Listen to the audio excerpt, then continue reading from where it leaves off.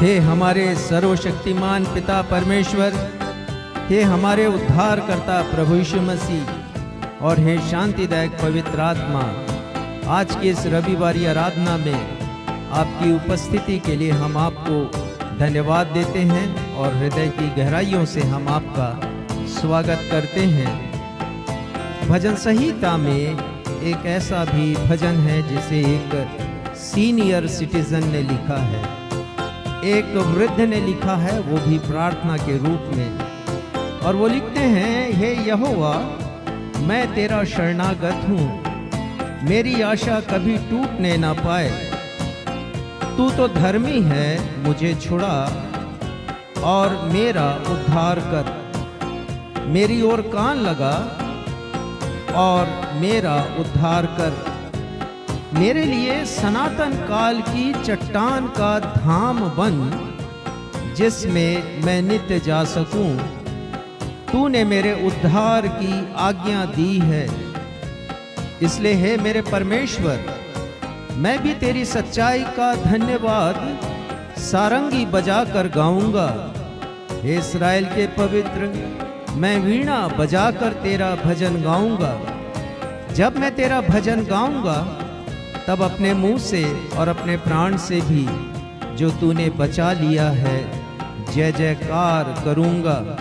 और वो लिखते हैं, हे मेरे परमेश्वर, तू तो मुझको बचपन ही से सिखाता आया है और अब मैं तेरे आश्चर्य कर्मों का प्रचार करता आया हूँ। जी हाँ प्यारे भाइयों और बहनों, हमारे इस प्रभु भक्त वृद्ध जन ने लिखा कि मैं तेरे वचन का प्रचार करता हुआ आया हूँ, तो हम भी क्यों ना परमेश्वर के वचन का प्रचार करें और इस गीत के द्वारा हम अपनी भावनाओं को व्यक्त करते हुए गाएं। एक आग हर दिल में हमको जलाना है, भटके हुए जीवन को प्रभु से मिलाना है। और ये तब संभव होगा जब हम सुसमाचार का प्रचार करेंगे।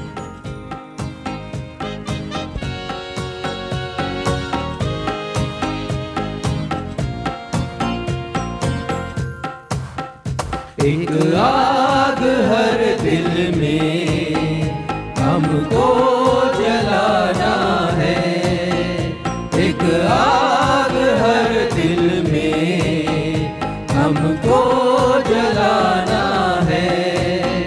भटके हुए जीवन को प्रभु से मिलाना है। एक आग हर दिल में हमको जलाना है।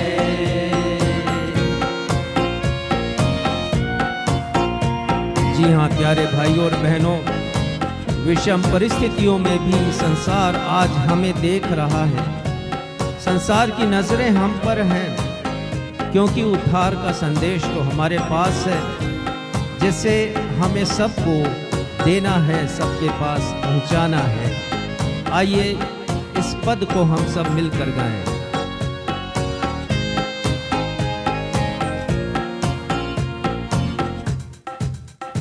संसार की आशा भरी नजरें हमी पर हैं, उद्धार का संदेश भी कांधों के ऊपर है।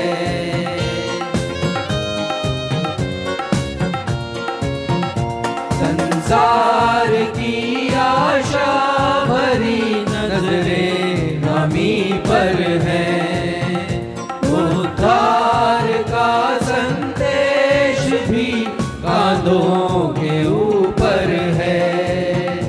एक दीप से लाखों दिए हमको जलाना है। भटके हुए जीवन को प्रभु से मिलाना है।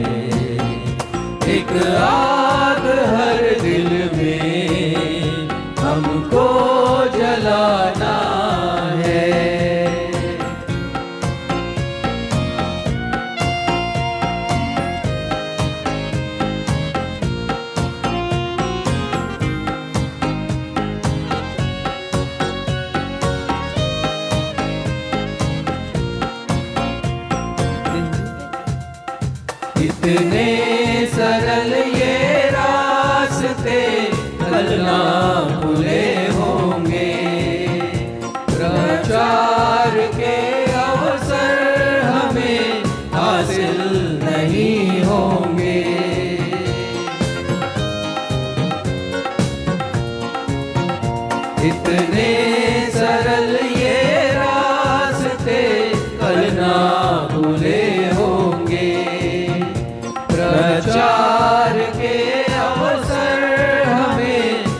हासिल नहीं होंगे।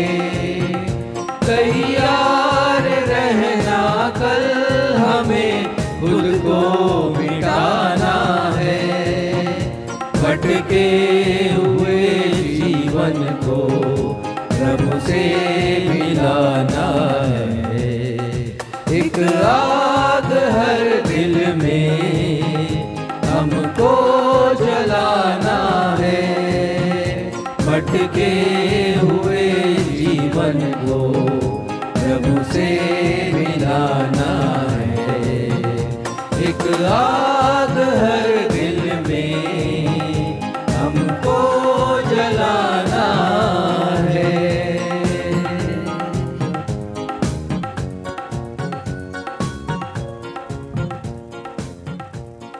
नवजीवन इवेंजलिकल चर्च की 344वीं 344th ऑन एवं ऑफलाइन रविवारी आराधना में मैं क्षितिज मसीह आप समस्त प्रभु भक्तों का अपने उद्धारकर्ता प्रभु यीशु मसीह के अद्वितीय एवं अतुलनीय नाम में स्वागत करता हूं एवं आप सबों को जय यीशु, यीशु सहाय, शालोम, जय मसीह की और प्रेज द लॉर्ड कहता हूं। Praise the Lord. प्रिय भाइयों और बहनों, आप सब अच्छी तरह से अब वाकिफ हो गए हैं कि प्रभु यीशु मसीह ने मत्ती रचित सुसमाचार उसके 24वें अध्याय पद 5 से लेकर 14 में अपने आगमन के पहले दिखाई देने वाले 9 चिन्हों का बखूबी वर्णन किया है। हमारे पासबान साहब ने विभिन्न रविवारों में आप सभी को अब तक 8 चिन्हों या संकेतों का बड़ी गहराई से अध्ययन कराया है। आज हमारे पासबान साहब आप सभी को 9वें और अंतिम चिन्ह पर प्रकाश डालते हुए समझाएंगे कि यद्यपि प्रभु यीशु के दूसरे आगमन के पहले संसार में पाप अत्यंत ही तीव्र गति से बढ़ेगा और न सिर्फ गैर मसीहियों के मध्य एक मानव का दूसरे मानव से प्रेम ठंडा पड़ जाएगा, अपितु सत्य परमेश्वर के प्रति मानवीय प्रेम भी महज औपचारिक हो जाएगा। लेकिन प्रभु यीशु मसीह ने इन सब नकारात्मक परिस्थितियों के मध्य एक अद्भुत आशा का संदेश भी प्रदान किया कि राज्य का सुसमाचार संपूर्ण जगत में प्रचार किया जाएगा। आज हम स्पष्ट रीति से देख रहे हैं कि नैतिकता घट रही है। मसीहियों के आत्मिक जीवन में गिरावट है और संपूर्ण संसार में स्वार्थ, हिंसा, भ्रष्टाचार, अश्लीलता और अन्याय का बोलबाला है। परंतु ऐसी प्रत्येक नकारात्मक एवं विषम परिस्थितियों के मध्य परमेश्वर के राज्य का सुसमाचार का संदेश जगत के कोने कोने में किया जाएगा। यह परमेश्वर की अपरिवर्तनीय योजना का एक हिस्सा है, जिसे कोई भी राजनीतिक, प्रशासनिक, धार्मिक, सामाजिक और दुष्ट आत्मा की शक्ति किसी भी रीति से रोक नहीं सकेगी। आज हमारे पासवान साहब इसी विषय पर संदेश प्रदान करेंगे, अतः आप संदेश को अवश्य ही सुनिएगा और इस संपूर्ण आराधना में हमारे साथ बने रहिएगा। आइए हम सब अपने स्थानों पर परमेश्वर पिता को महिमा एवं स्तुति देते हुए आज के संदेश से ताल्लुक रखता हुआ यह गीत गाएं। इस गीत के शब्द हैं, हर एक सुनने वाला करे प्रचार, सब जगह फैलाए यह सुसमाचार। और यदि आप लोगों के पास मसीही गीत संग्रह या मेनोनाइट की गीत किताब है तो उसमें यह गीत क्रमांक 257 257 पर यह गीत आपको मिलेगा।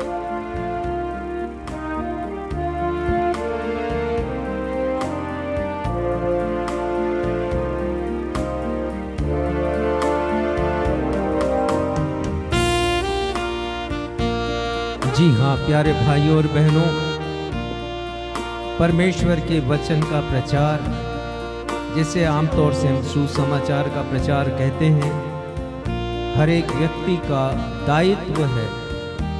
यदि हमने उसे सुना है तो दूसरों को सुनाएं, ताकि हर एक पापी प्रभु यीशु मसीह के पास आ जाए और अपने पापों से छुटकारा पाकर उद्धार को प्राप्त करे।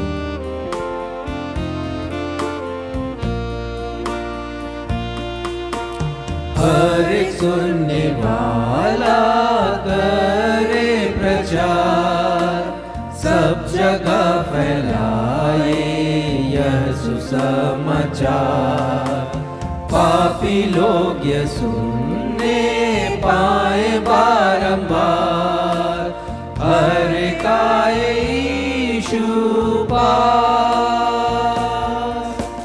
वही सबको ग्रहण करेगा, देश विदेश के लोगों को दोनेवता। किसी को वो नहीं करेगा निराश, हर एक आए यीशु पास।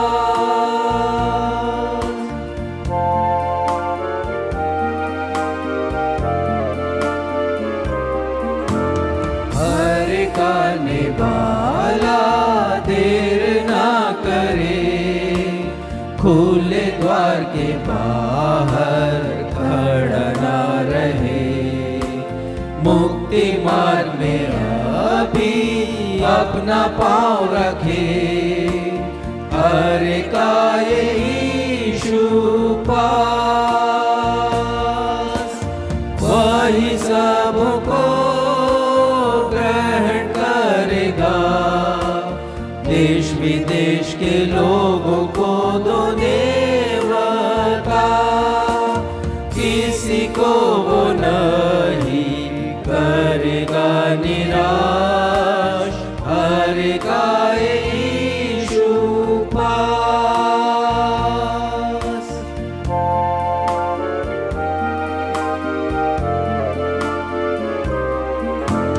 प्राण का खोजी हो तो यीशु को मान, यीशु ही बचाता मनुष्यों के प्राण।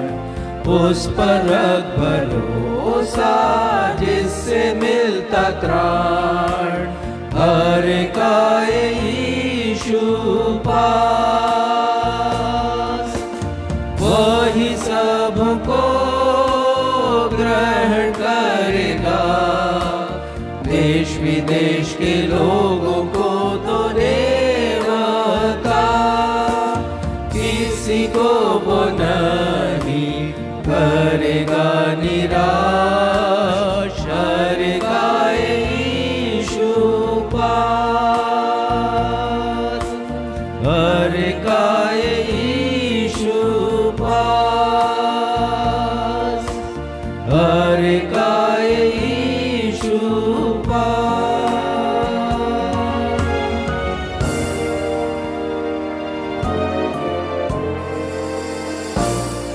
हम अपने स्थानों पर इसी रीति से खड़े रहते हुए आज की आराधना में लिए गए उत्तरवादी पाठ के रूप में निकाल लेंगे भजन संहिता की पुस्तक अध्याय 71 पद 1 से 3 एवं पद 15 से 24।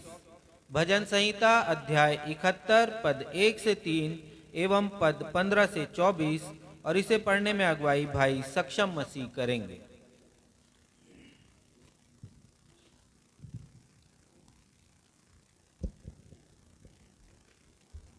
आइए हम सब मिलकर धर्मशास्त्र से निकाल लें भजन संहिता अध्याय 71 पद संख्या 1 से 3 और उसके पश्चात 15 से 24 तक। जैसा कि हमारा दस्तूर रहा है, इस पैसेज को उत्तरवादी की रीति से पढ़ लेंगे और अंत में 24वें पद को साथ में मिलकर के पढ़ लेंगे। भजन संहिता 71 पद संख्या 1 से 3 और उसके पश्चात 15 से 24।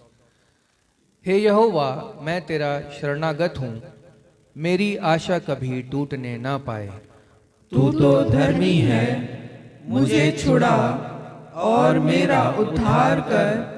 मेरी ओर कान लगा और मेरा उद्धार कर।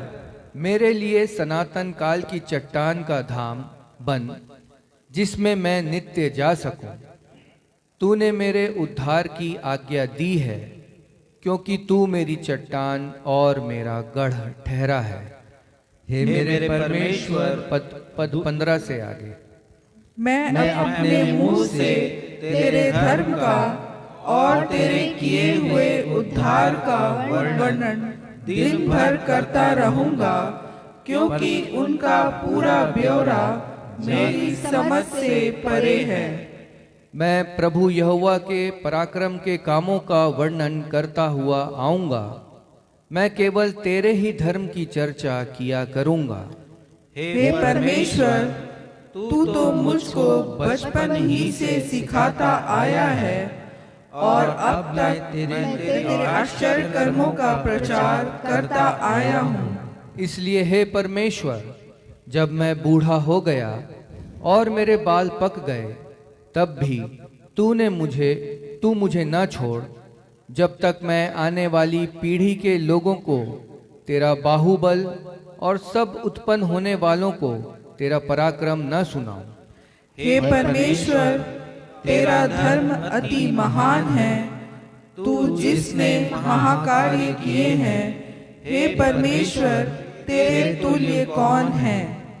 तूने तो हमको बहुत से कठिन कष्ट दिखाए हैं, परंतु अब तू फिर से हमको जिलाएगा और पृथ्वी के गहरे गड्ढे में से उबार लेगा। तू मेरे सम्मान को बढ़ाएगा और फिर कर मुझे शांति देगा।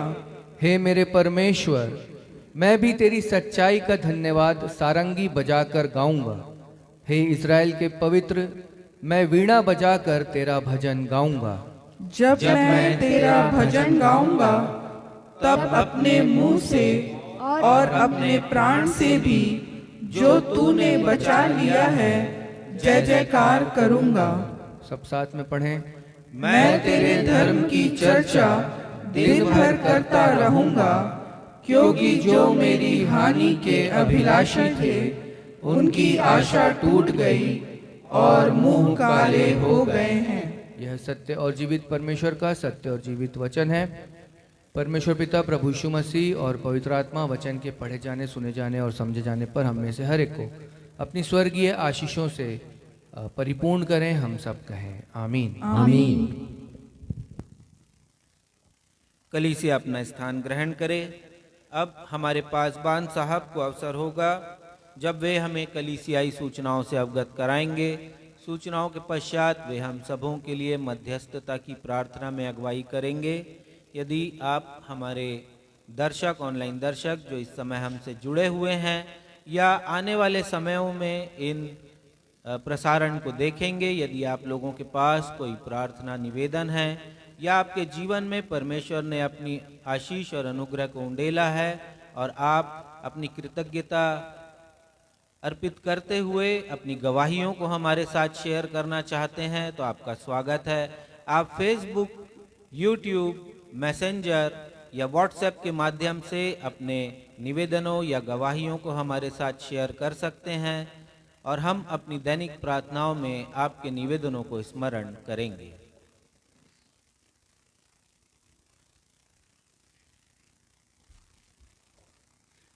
नवजीवन इवेंजलिकल चर्च की 344वीं अर्थात 344 ऑन एवं ऑफलाइन आराधना में मैं पास्टर राजेश मसीह आप समस्त प्रभु भक्तों का जो इस समय कलीसिया भवन में उपस्थित हैं या फेसबुक पर ऑनलाइन उपस्थित हैं अथवा आने वाले दिनों में जो वीडियो हम यूट्यूब पर, व्हाट्सएप पर, मैसेंजर पर और फेसबुक के ग्रुप्स में भेजेंगे, उसे देखकर हमारी इस रविवारी आराधना में सम्मिलित होंगे।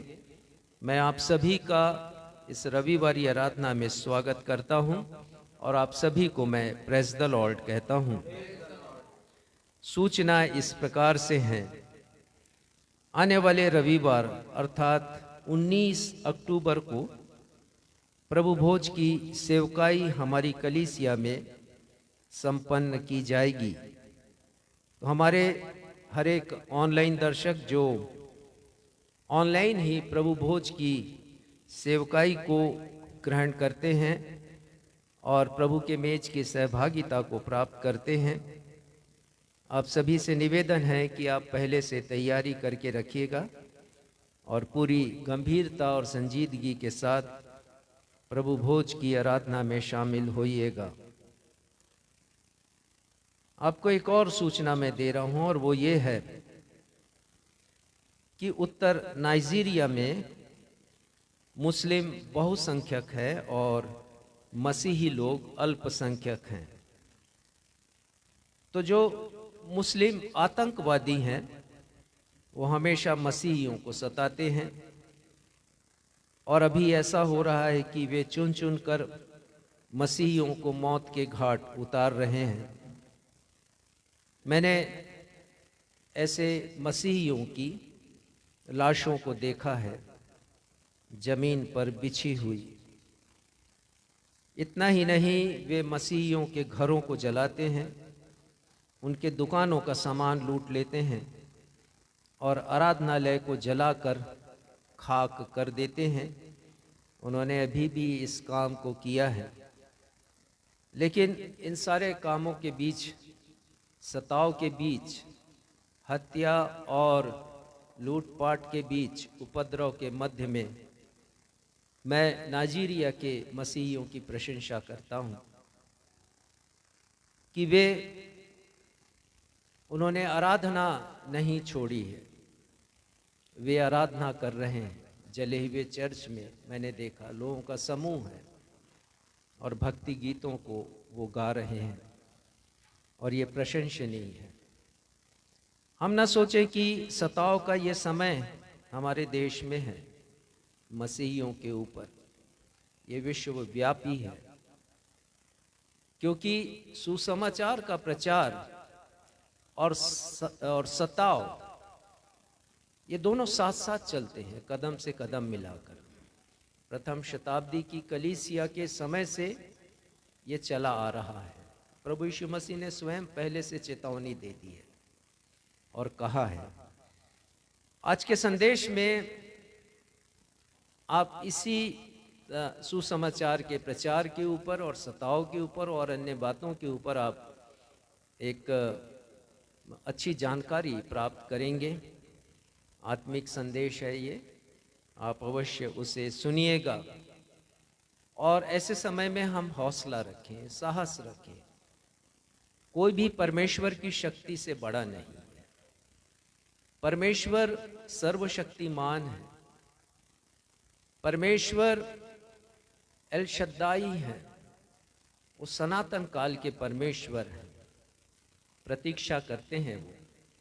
आज के भजन में भी जो कुछ हमने पढ़ा है संदेश में, उसके विषय में मैं बताऊंगा। प्रार्थना अनुरोध इस प्रकार से है। प्रार्थना करते हैं मिसेस रचना दास के लिए। उन्होंने लिखा कि जॉब नहीं है और सिंगल मदर है। 1 वर्ष से वो बेरोजगार हैं।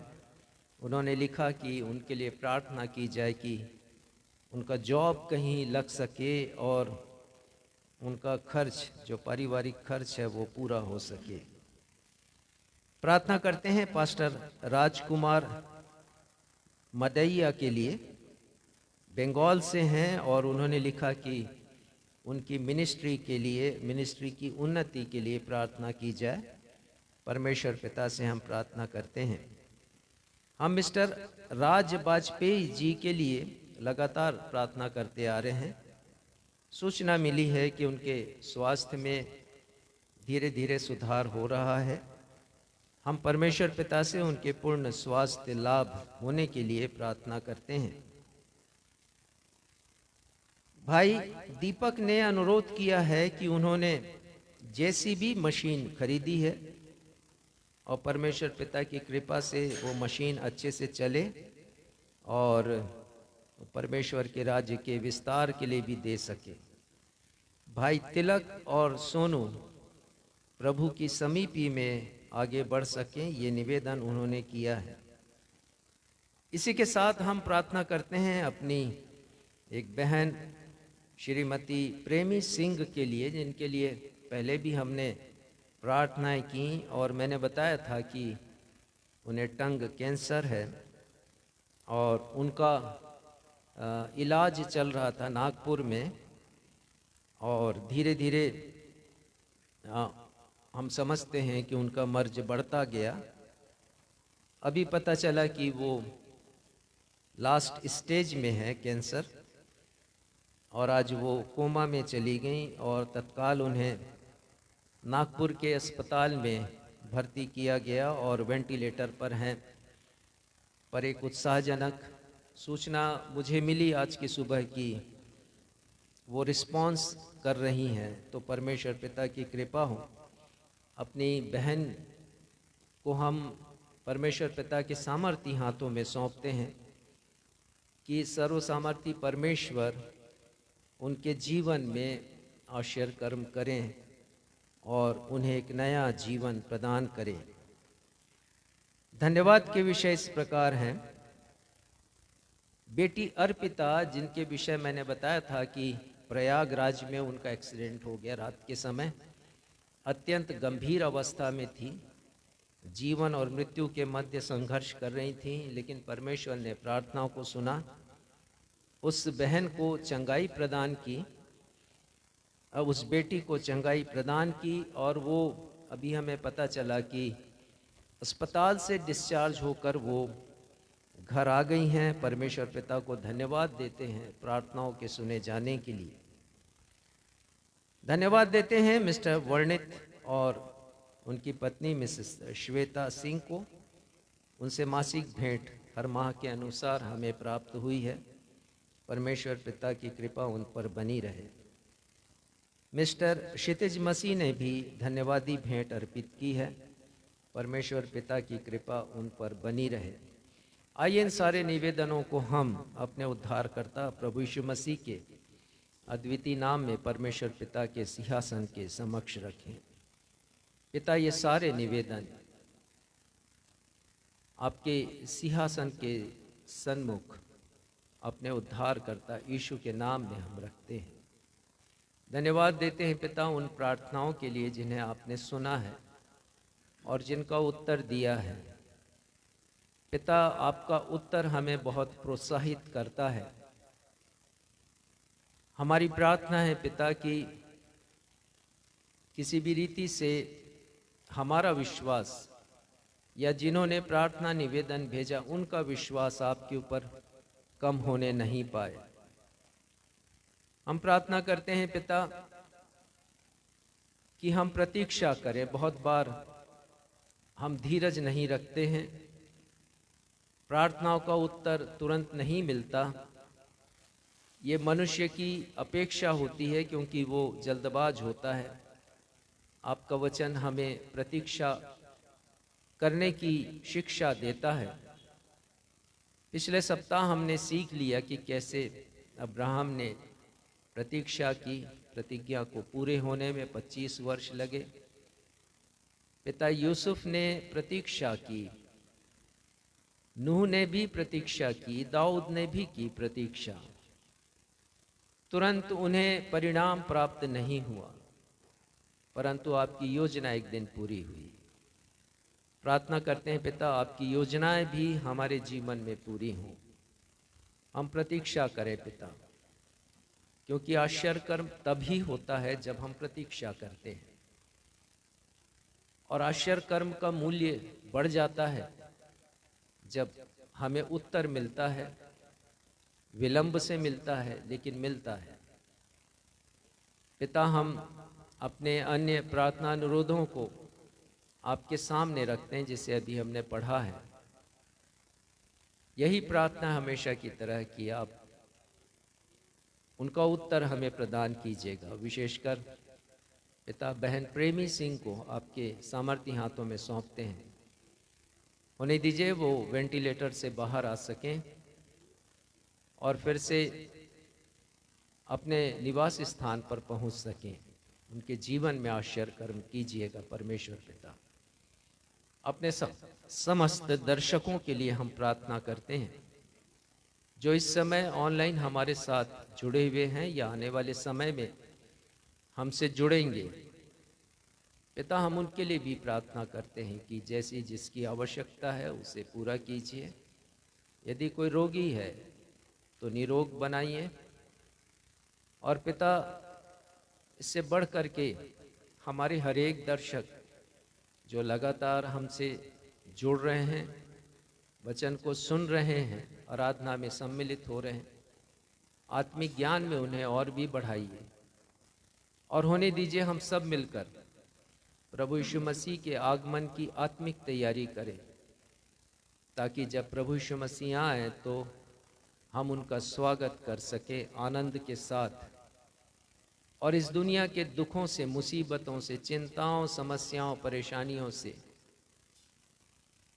हम विदा ले सके और यीशु के पास हम पहुंच सकें, जहां पर अनंत काल का विश्राम और शांति, आनंद है। पिता, आगे की आराधना को हम आपके सामर्थी हाथों में सौंपते हुए अपनी इस प्रार्थना को आपके बेटे हमारे उद्धारकर्ता प्रभु यीशु मसीह के अद्वितीय नाम में मांगते हैं, जिन्होंने यह प्रार्थना करना हमें सिखाया। हे हमारे पिता, आप जो स्वर्ग में हैं, आपका नाम पवित्र माना जाए, आपका राज्य आए, आपकी इच्छा जैसे स्वर्ग में पूरी होती है वैसे इस पृथ्वी पर भी पूरी हो। हमारे दिन भर की रोटी आज हमें दे और जैसा हमने अपने अपराधियों को क्षमा किया वैसे हमारे अपराधों को क्षमा कीजिए और हमें परीक्षा में नहीं डालिए बल्कि बुराई से बचाइए, क्योंकि राज्य, पराक्रम और महिमा सदा आपके हैं।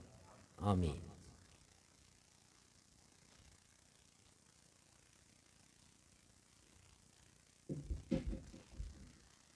अब हम सभी के लिए अवसर होगा जब हम परमेश्वर पिता की बेशुमार आशीषों को जो वो हम पर बरसाते हैं स्मरण करते हुए अपनी भेंटों तथा धन्यवादी भेंटों को परमेश्वर के नाम की महिमा के लिए अर्पित करेंगे।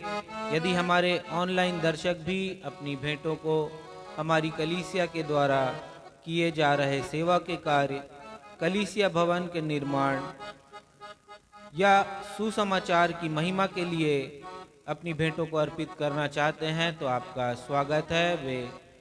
आप हमारे कलीसिया के पास बांध साहब से बात कर सकते हैं। आइए इस समय जब हम अपनी भेंटों को अर्पित करेंगे, हम सभी मिलकर यह गीत गाएंगे। प्यारो हिम्मत बांधो, आगे बढ़ो, क्रूस का लो निशान, जीतेंगे हम, हारेगा शैतान। हम इसके तीसरे और चौथे पद को गाएंगे। गीत के शब्द सुसमाचार प्रचार के मध्य हमें हौसला देने वाले हैं। मसीही गीत संग्रह और मैनोनाइट की गीत किताब में यह गीत क्रमांक 257 है, 236 है, 236, 236।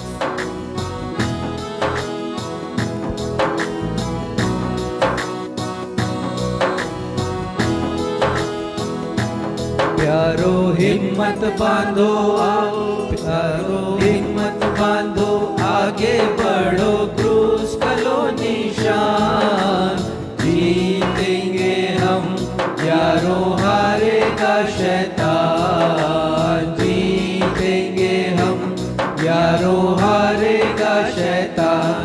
प्यारो हिम्मत बांधो, प्यारो हिम्मत बांधो, आगे बढ़ो, क्रूस का लो निशान, जीतेंगे हम, प्यारो हारेगा शैतान, जीतेंगे हम, प्यारो हारेगा शैतान।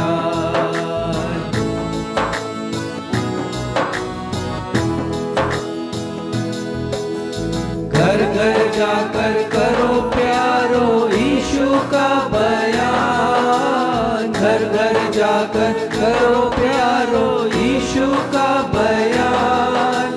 वो है राजा मुक्तिदाता, सब पर मेहरबान। प्यारो हिम्मत बांधो, आगे बढ़ो, क्रूस का निशान। जीतेंगे हम, प्यारो हारेगा शैतान। जीतेंगे हम, प्यारो हारेगा शैतान।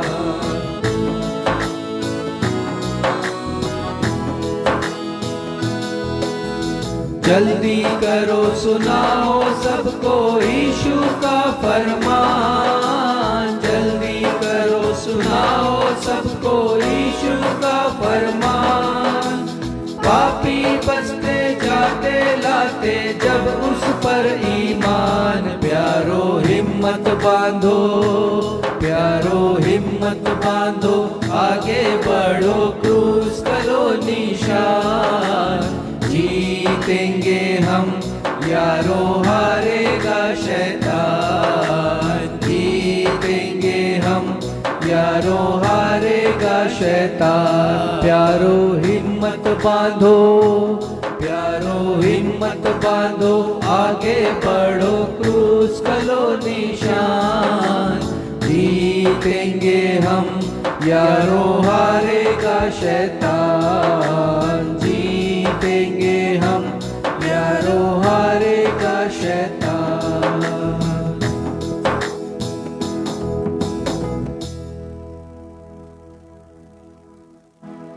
भेंटों के लिए धन्यवाद की प्रार्थना में अगुवाई भाई बंटी सिद्धू करेंगे।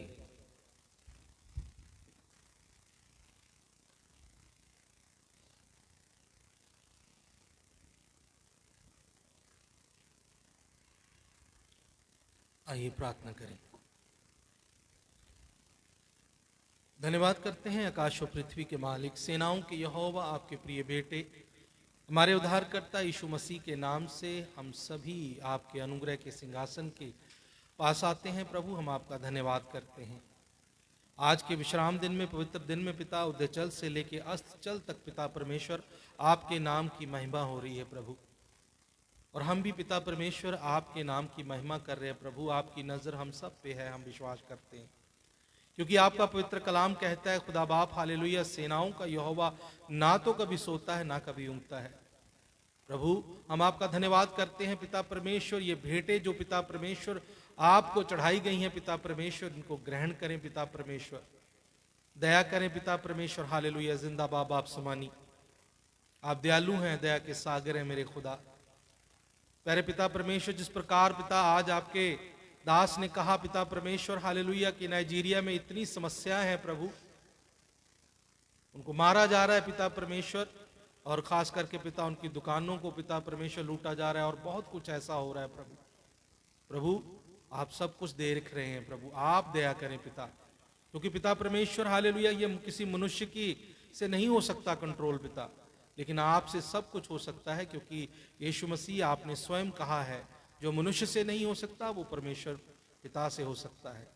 हम आपका धन्यवाद करते हैं पिता परमेश्वर। हम आपके आगे के समय को हम आपके हवाले करते हैं प्रभु। सारी मान, महिमा, इज्जत, जलाल आपके नाम को देते हैं पिता। दया कीजिए पिता, जब तेरे दास पिता तेरा कलाम लेके आए पिता परमेश्वर खुदा बाप, उनमें से हो के आप हमसे बात करें प्रभु, और ये मैसेज पिता परमेश्वर हर एक उस इंसान तक पहुंचे पिता परमेश्वर जिसको आपने चुना, आपने बुलाया। सारी धरती पे इस मैसेज का प्रचार हो प्रभु। धन्यवाद करते हैं प्यारे खुदा, आगे के समय को हम आपके हवाले करते हैं। सारी मान, महिमा, इज्जत, जलाल आपके नाम को देते हैं। इस प्रार्थना को यीशु मसीह के नाम से मांगते सुने और कबूल करें, आमीन।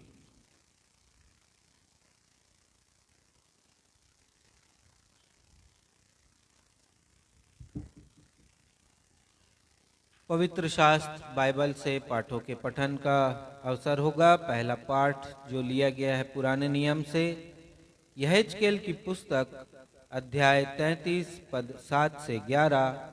यहेजकेल 33 पद 7 से 11, जिसे पढ़ने में अगुवाई बहन आकांक्षा मसीह करेंगी।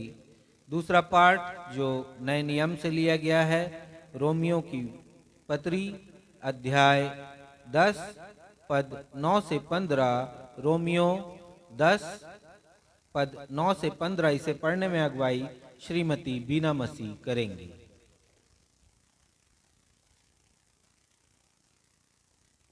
आप सबों को जय मसीह की। मैं आप लोगों के सामने पढ़ लूंगी पुराने नियम से यहेजकेल अध्याय 33 पद 7 से लेकर 11 तक। इसलिए हे मनुष्य के संतान, मैंने तुझे इज़राइल के घराने का पहरुआ ठहरा दिया है। तू मेरे मुंह से वचन सुन सुनकर उन्हें मेरी ओर से चिता दे।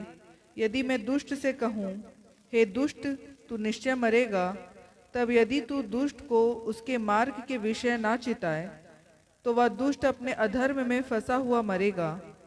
परंतु उसके खून का लेखा मैं तुझी से लूंगा। परंतु यदि तू दुष्ट को उसके मार्ग के विषय चिताए कि वह अपने मार्ग से फिरे, और वह अपने मार्ग से ना फिरे, तो वह तो अपने अधर्म में फंसा हुआ मरेगा, परंतु तू अपना प्राण बचा लेगा। फिर हे मनुष्य के संतान, इज़राइल के घराने से यह कह, तुम लोग कहते हो, हमारे अपराधों और पापों का भार हमारे ऊपर लदा हुआ है, और हम उसके कारण गलते जाते हैं। हम कैसे जीवित रहें? इसलिए तू उनसे यह कह, परमेश्वर यहोवा की यह वाणी है, मेरे जीवन की सौगंध, मैं दुष्ट के मरने से कुछ भी प्रसन्न नहीं होता, परंतु इससे कि दुष्ट अपने मार्ग से फिरकर जीवित रहे। हे इज़राइल के घराने, तुम अपने बुरे मार्ग से फिर जाओ, तुम क्यों मरो? परमेश्वर अपने पढ़े हुए वचन पर आशीष दे। हम सब कहें आमीन।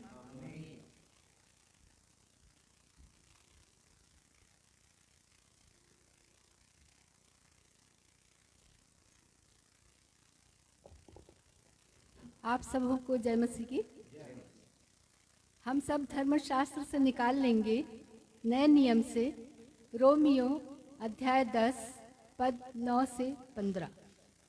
मैं यहाँ पर पढ़ लूँगी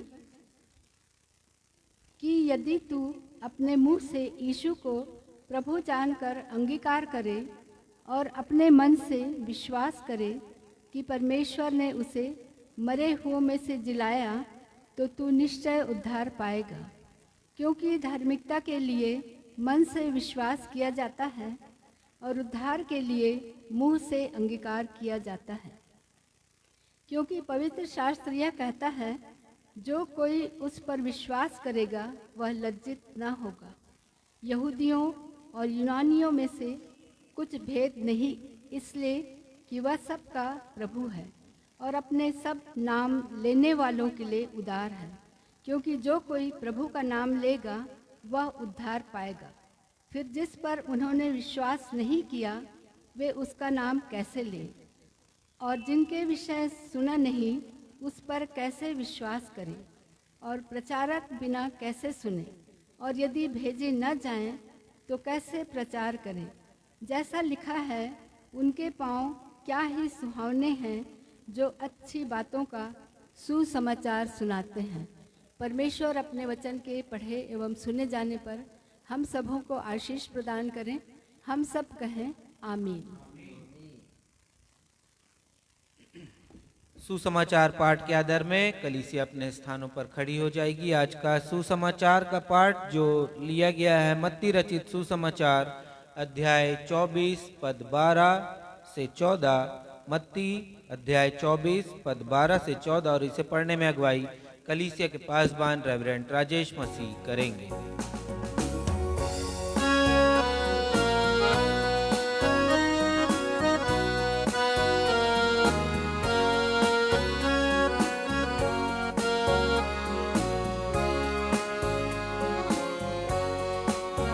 आज का सुसमाचार का पाठ मत्ती रचित सुसमाचार उसका 24वां अध्याय पद संख्या 12 से पद संख्या 14 तक। और यहाँ इस प्रकार लिखा है, प्रभु यीशु मसीह कहते हैं, अधर्म के बढ़ने से बहुतों का प्रेम ठंडा हो जाएगा, परंतु जो अंत तक धीरज धरे रहेगा उसी का उद्धार होगा। और राज्य का यह सुसमाचार सारे जगत में प्रचार किया जाएगा कि सब जातियों पर गवाही हो, तब अंत आ जाएगा। ये प्रभु यीशु ख्रिस्ट का सुसमाचार है। हे प्रभु यीशु ख्रिस्ट, आपके नाम की महिमा हो। हम सब कहें आमीन। आमीन। कृपया स्थान ग्रहण कीजिए।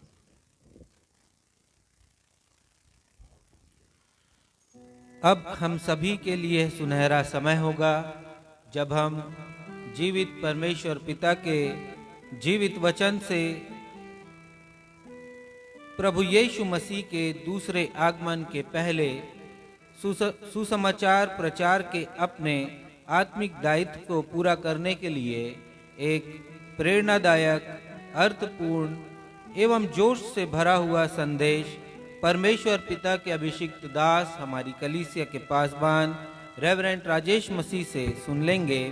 और आज के संदेश का विषय है, पाप जितना भी बढ़ जाए, प्रेम जितना भी कम हो जाए, सुसमाचार के प्रचार को संसार की कोई भी शक्ति कभी भी रोक नहीं पाएगी।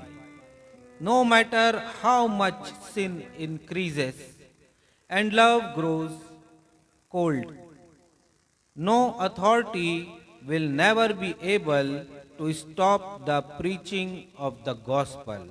लेकिन इससे पहले कि हम आज का संदेश सुने और वचन की गहराई में जाएं, आइए हम सब संदेश से ताल्लुक़ रखता हुआ यह गीत वचन की तैयारी के लिए गा लेंगे। और गीत के बोल हैं, धरती के कोने कोने से आज हो रही पुकार, यीशु है मुंजी, आओ करें प्रचार।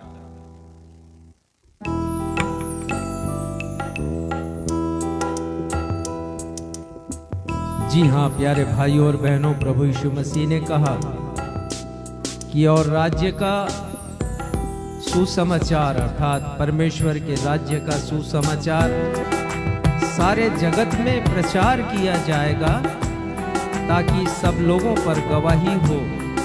और फिर यीशु कहते हैं तब अंत आ जाएगा।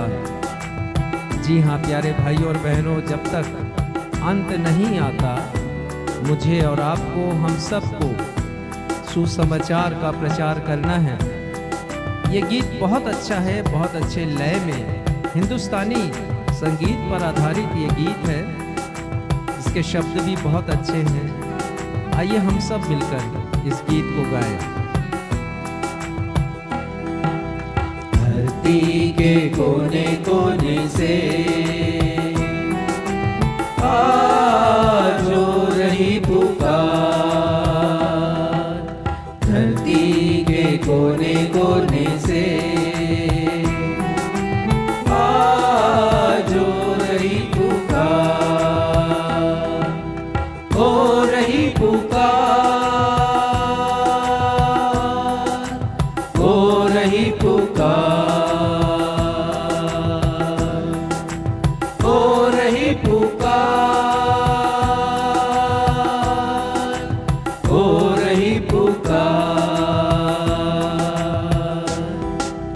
यीशु है मुंजी, मुंजी है यीशु, यीशु है मुंजी, मुंजी है यीशु, आओ करे प्रचार, आओ करे प्रचार, करे प्रचार, करे प्रचार, करे प्रचार, करे प्रचार। धरती के कोने कोने से आज हो रही पुकार।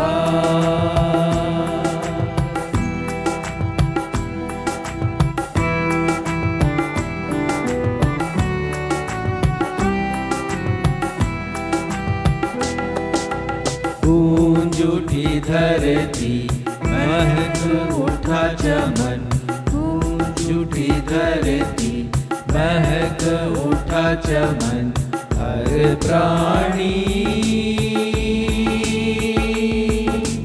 करे जय जयकार,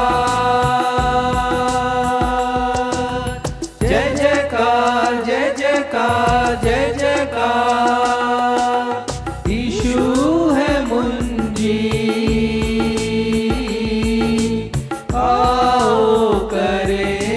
प्रचार।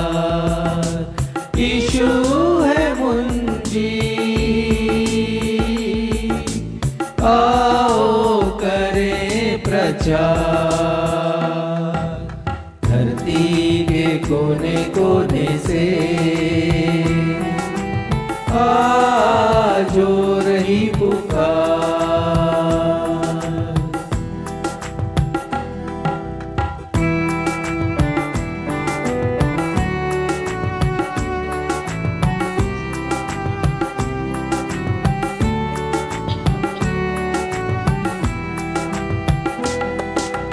प्रेम का संदेश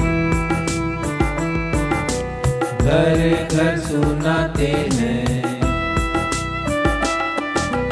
प्रेम का संदेश घर घर सुनाते हैं। यीशु ही है केवल उद्धार, है उद्धार, है उद्धार, है उद्धार। यीशु है मुंजी, आओ करें प्रचार। यीशु है मुंजी, आओ करें प्रचार। धरती के कोने कोने से आज हो रही पुकार। धरती के कोने कोने से आज हो रही पुकार। करें प्रचार, करें प्रचार, करें प्रचार, करें प्रचार। धरती के कोने कोने से आज हो रही पुकार। आज हो रही पुकार। आज हो रही पुकार।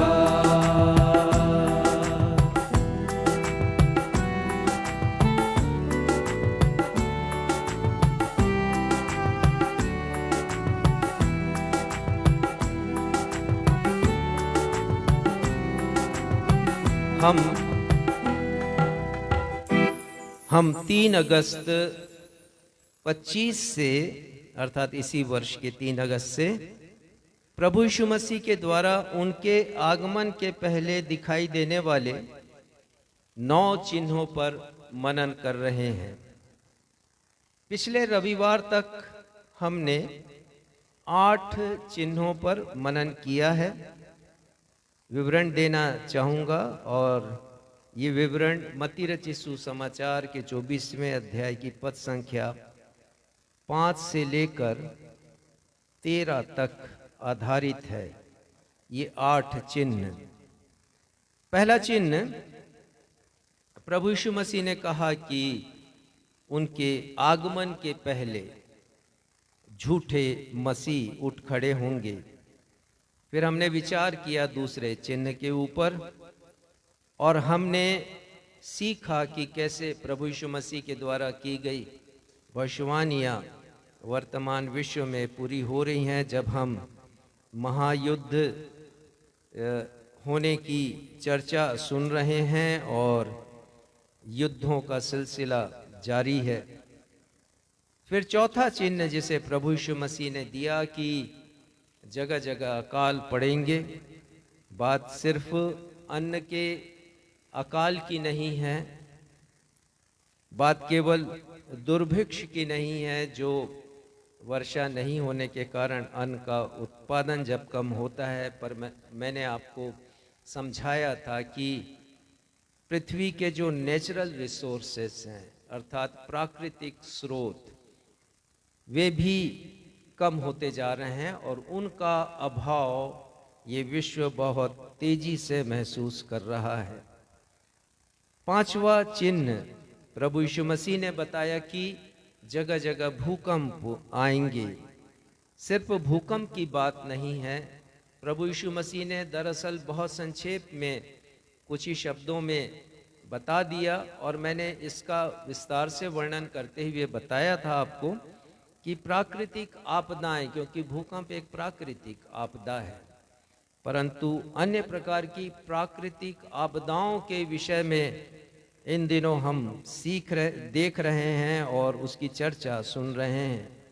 फिर छठवां चिन्ह प्रभु यीशु मसीह ने बताया कि मसीही सताए जाएंगे, और हम चहुं ओर देख रहे हैं कि कैसे मसीही लोग सताव से होकर गुजर रहे हैं, कैसे परसिक्यूशन आया हुआ है। और सातवां चिन्ह जिसे प्रभु यीशु मसीह ने बताया कि उनके आगमन के पहले झूठे भविष्यद्वक्ता उठ खड़े होंगे, और न सिर्फ मैंने झूठे भविष्यद्वक्ता के बारे में बताया, परंतु झूठे प्रेरितों के विषय में भी बताया, झूठे शिक्षकों या उपदेशकों के विषय में भी आपको बताया कि जो बड़ी संख्या में इन दिनों उठ खड़े हुए हैं, संकेत है कि प्रभु यीशु मसीह का आगमन शीघ्र है। और आठवां चिन्ह जिसके ऊपर हमने मनन किया कि यीशु कहते हैं अधर्म बढ़ जाएगा और बहुतों का प्रेम ठंडा पड़ जाएगा, लेकिन उन्होंने ये भी कहा कि जो अंत तक धीरज धरे रहेगा उसका उद्धार होगा। तो ये 8 चिन्हों के ऊपर हम विस्तार से अध्ययन कर चुके हैं। इन 8 चिन्हों से संबंधित संदेशों को 12 वीडियो में समाहित किया गया है। 12 वीडियोस हैं इसके। ये वीडियो जीवन परिवर्तित करने वाले हैं, आपको इस मोड़ पर लेकर के आएंगे कि हम तैयार हो जाएं प्रभु यीशु मसीह के दूसरे आगमन के लिए, आत्मिक तैयारी हमारी हो। लाइफ चेंजिंग वीडियोस हैं ये।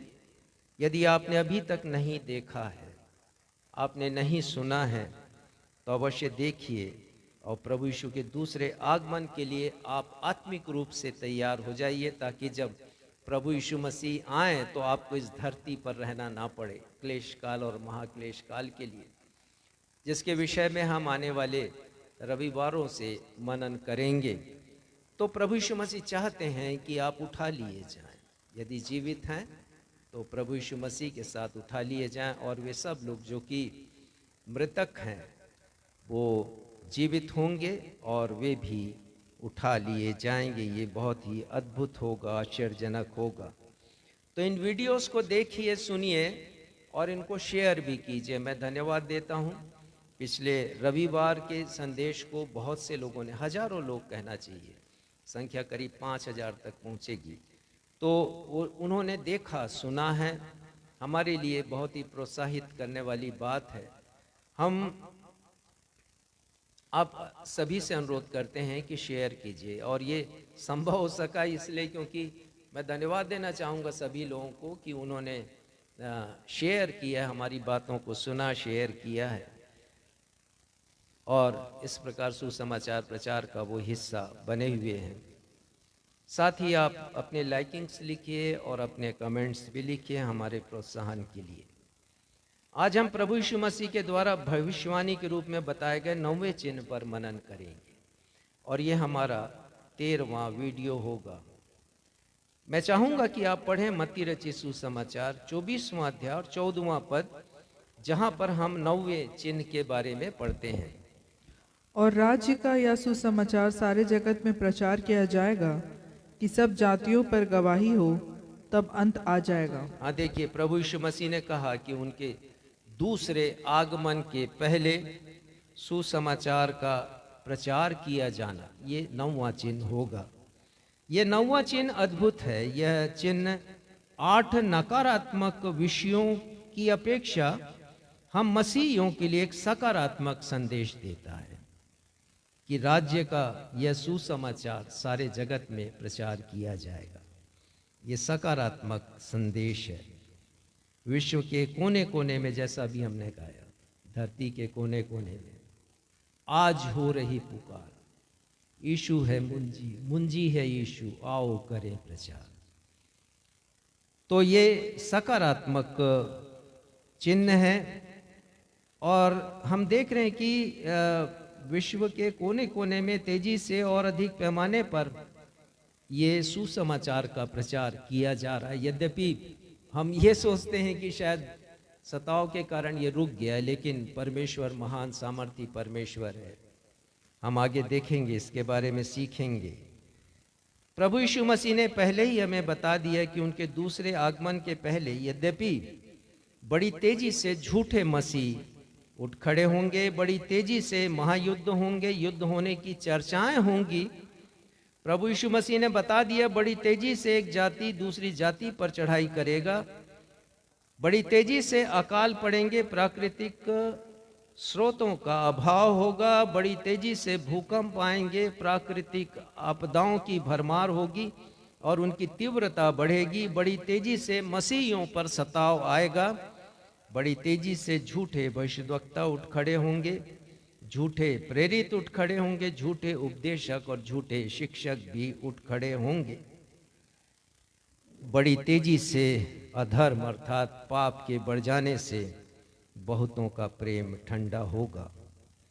लेकिन इन सब कठिनाइयों के मध्य प्रभु यीशु मसीह ने हमें एक आशा का संदेश दिया है, और उनके अनुसार कि ये सब जो 8 चिन्ह हैं बड़ी तेजी से बढ़ेंगे, लेकिन उससे भी अधिक तीव्रता से, उससे भी अधिक तेजी से परमेश्वर के राज्य का सुसमाचार का संदेश विश्व के कोने कोने में और भी अधिक तीव्र गति से उच्च पैमाने पर प्रसारित और प्रचारित किया जाएगा। जय मसीह। हम ये ना सोचें कि सताव आ गया है तो सुसमाचार के प्रचार का काम बंद हो गया है या रुक गया है, कभी भी ना सोचें। और यही आज के संदेश का विषय है। अधर्म अर्थात पाप चाहे कितना भी बढ़ जाए, मनुष्यों का मानवीय प्रेम और ईश्वरीय प्रेम चाहे जितना भी ठंडा पड़ जाए, सुसमाचार के प्रचार को कोई भी शक्ति रोक नहीं पाएगी। सुसमाचार के प्रचार को कोई भी अधिकार रोक नहीं पाएगा, ये ध्यान दीजिएगा। बहुत महत्वपूर्ण विषय है आज का। अंग्रेजी में बताना चाहूंगा, no matter how much sin increases and love grows cold, according to Matthew chapter 24 and verse 13. No authority will never be able to stop the preaching of the gospel. Matthew chapter 24 and verse 14. कोई भी रोक नहीं पाएगा, कोई शक्ति, कोई अधिकार या उनका कोई प्रभाव रोक नहीं पाएगा। आज के विषय को 4 प्रश्नों और उनके उत्तरों के द्वारा हम समझेंगे। पहला प्रश्न, परमेश्वर के राज्य का सुसमाचार क्या है, हम क्या समझते हैं? और मैं आप सभी से भी कहूंगा कि हम मसीही हैं, वर्षों से इस शब्द को सुनते आ रहे हैं, सुसमाचार को। हम क्या समझते हैं? तो इसके 2 बिंदु हैं, सुसमाचार क्या है और दूसरा बिंदु सुसमाचार किसे कहते हैं। तो पहले बिंदु पर आ जाएं। सुसमाचार अंग्रेजी में से गॉस्पल कहते हैं। गॉस्पल शब्द एंग्लो सैक्सन भाषा के 2 शब्दों से मिलकर बना है, गॉड एंड स्पेल, ये 2 शब्द हैं, गॉड एंड स्पेल। इसका भावार्थ है परमेश्वर का मनुष्यों से संवाद, परमेश्वर का मनुष्य से वार्तालाप, परमेश्वर का मनुष्यों के साथ बातचीत, ये सुसमाचार है। और इसका और भी अर्थ बताऊंगा। गॉस्पल के लिए लैटिन भाषा का शब्द है इवेंजलियम। इसका मतलब होता है गॉड स्टोरी, अर्थात परमेश्वर की कथा। परमेश्वर की कथा। जब एक व्यक्ति आया प्रभु यीशु मसीह के पास। प्रभु यीशु मसीह ने कहा तू मेरे पीछे हो ले। तो उसने कहा कि पहले मुझे घर जाने दीजिए प्रभु, मैं अपने पिता को गाड़ रहा हूं, फिर आपके पीछे चलूंगा। वो कहता पहले मुझे जाने दे कि मैं इस कर्तव्य का पालन करूं। यीशु कहते हैं पहले तू परमेश्वर के राज्य की कथा सुना। This is God story. ये सुसमाचार परमेश्वर की कथा है, स्टोरी है। और गॉस्पल के लिए ग्रीक भाषा का शब्द है इवेंजलियन, जिसका मतलब होता है गुड न्यूज। और यह भी बहुत अच्छा अर्थ है, शुभ संदेश, गुड न्यूज या सुसमाचार। कितना अच्छा इसका अर्थ है। तो संसार की प्रत्येक स्टोरी यदि उसके अंत में मृत्यु है तो वो दुख से भरी है, उसे ट्रेजेडी कहते हैं, दुखांत।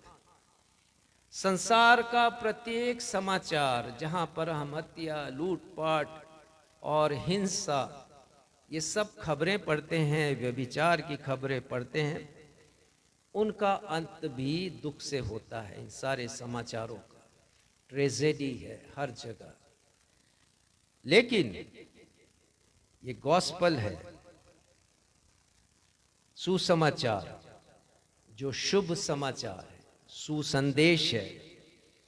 इसका अंत प्लीजेंट है, सुखद है।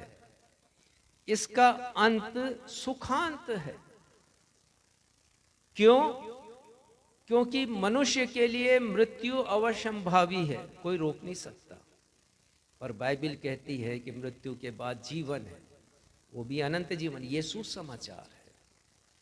मनुष्य का जो अंत है वो दुख से भरा नहीं है, वो सुख से भरा है, वो सुखांत है।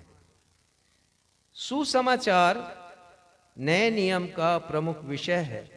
90 से अधिक बार इसका उल्लेख नए नियम में पढ़ने के लिए हमें मिलता है। अब मैं बताऊंगा कि सुसमाचार किसे कहते हैं, व्हाट इज गॉस्पल। तो सुसमाचार किसे कहते हैं 7 बिंदुओं के द्वारा आपको मैं समझाऊंगा, और बहुत संक्षेप में इसे मैं समझाऊंगा। बहुत सी बातें आपको पता हैं, परंतु आप सिलसिलेवार नहीं जानते, और इसलिए मैंने सिलसिला बनाया है कि आपके ध्यान में रहे, कि हमेशा आप बता सकें, कहीं प्रचार कर सकें कि ये जो गॉस्पल है वो क्या है, किसे कहते हैं। पहली बात, सुसमाचार परमेश्वर के द्वारा या परमेश्वर की ओर से मनुष्यों के साथ किया गया संवाद है। जैसे मैंने आपको बताया, ये बातचीत है, ये वार्तालाप। एक पद निकालिएगा, यशाया 59 उसका दूसरा पद। बाइबल कहती है कि मनुष्य को उसके पापों ने परमेश्वर से अलग कर दिया है। अब हम सुसमाचार के बारे में पढ़ते हैं कि सुसमाचार परमेश्वर की ओर से मनुष्यों के साथ की गई बातचीत है। दिस इज गुड न्यूज कि परमेश्वर ने बातचीत का प्रारंभ स्वयं किया है। पढ़िएगा क्या लिखा है, भजन यशाया 59 उसका दूसरा पद। परंतु तुम्हारे अधर्म के कामों ने तुमको तुम्हारे परमेश्वर से अलग कर दिया है। एक सेपरेशन है परमेश्वर और मनुष्य के बीच में, और उसका कारण मनुष्य के पाप हैं। और सेपरेशन इसलिए है कि परमेश्वर पवित्र है, और ये पाप हमारे जीवन को अशुद्ध बनाता है। हम अपवित्र होते हैं, पवित्र परमेश्वर के पास नहीं पहुंच सकते। अलग हैं हम परमेश्वर से, एक दूरी है हमारे और परमेश्वर के मध्य में। लेकिन एक पद निकालिए यशाया से ही, पहला अध्याय 18वां पद पढ़िएगा, जहां पर हम देखेंगे कि एक पुकार है परमेश्वर की, एक आह्वान है परमेश्वर का, संपूर्ण मानव जाति के लिए एक आह्वान है परमेश्वर का।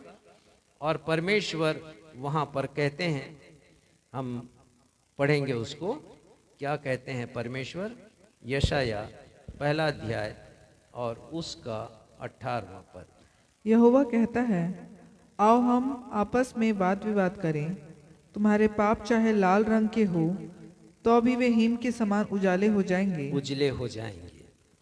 देखिए, यहाँ पर परमेश्वर की पुकार है, एक आह्वान है, एक न्योता है मनुष्य को, सारी मानव जाति को, कि आओ तो बैठो सही, हम आपस में बातचीत करें। इंग्लिश में यदि आप इसे देखेंगे तो वहां पर लिखा है, let us settle the matter. जो हमारे और तुम्हारे मध्य में जो मामला है, अलगाव का मामला, उसको हम सेटल करें, उसको हम दूर करें।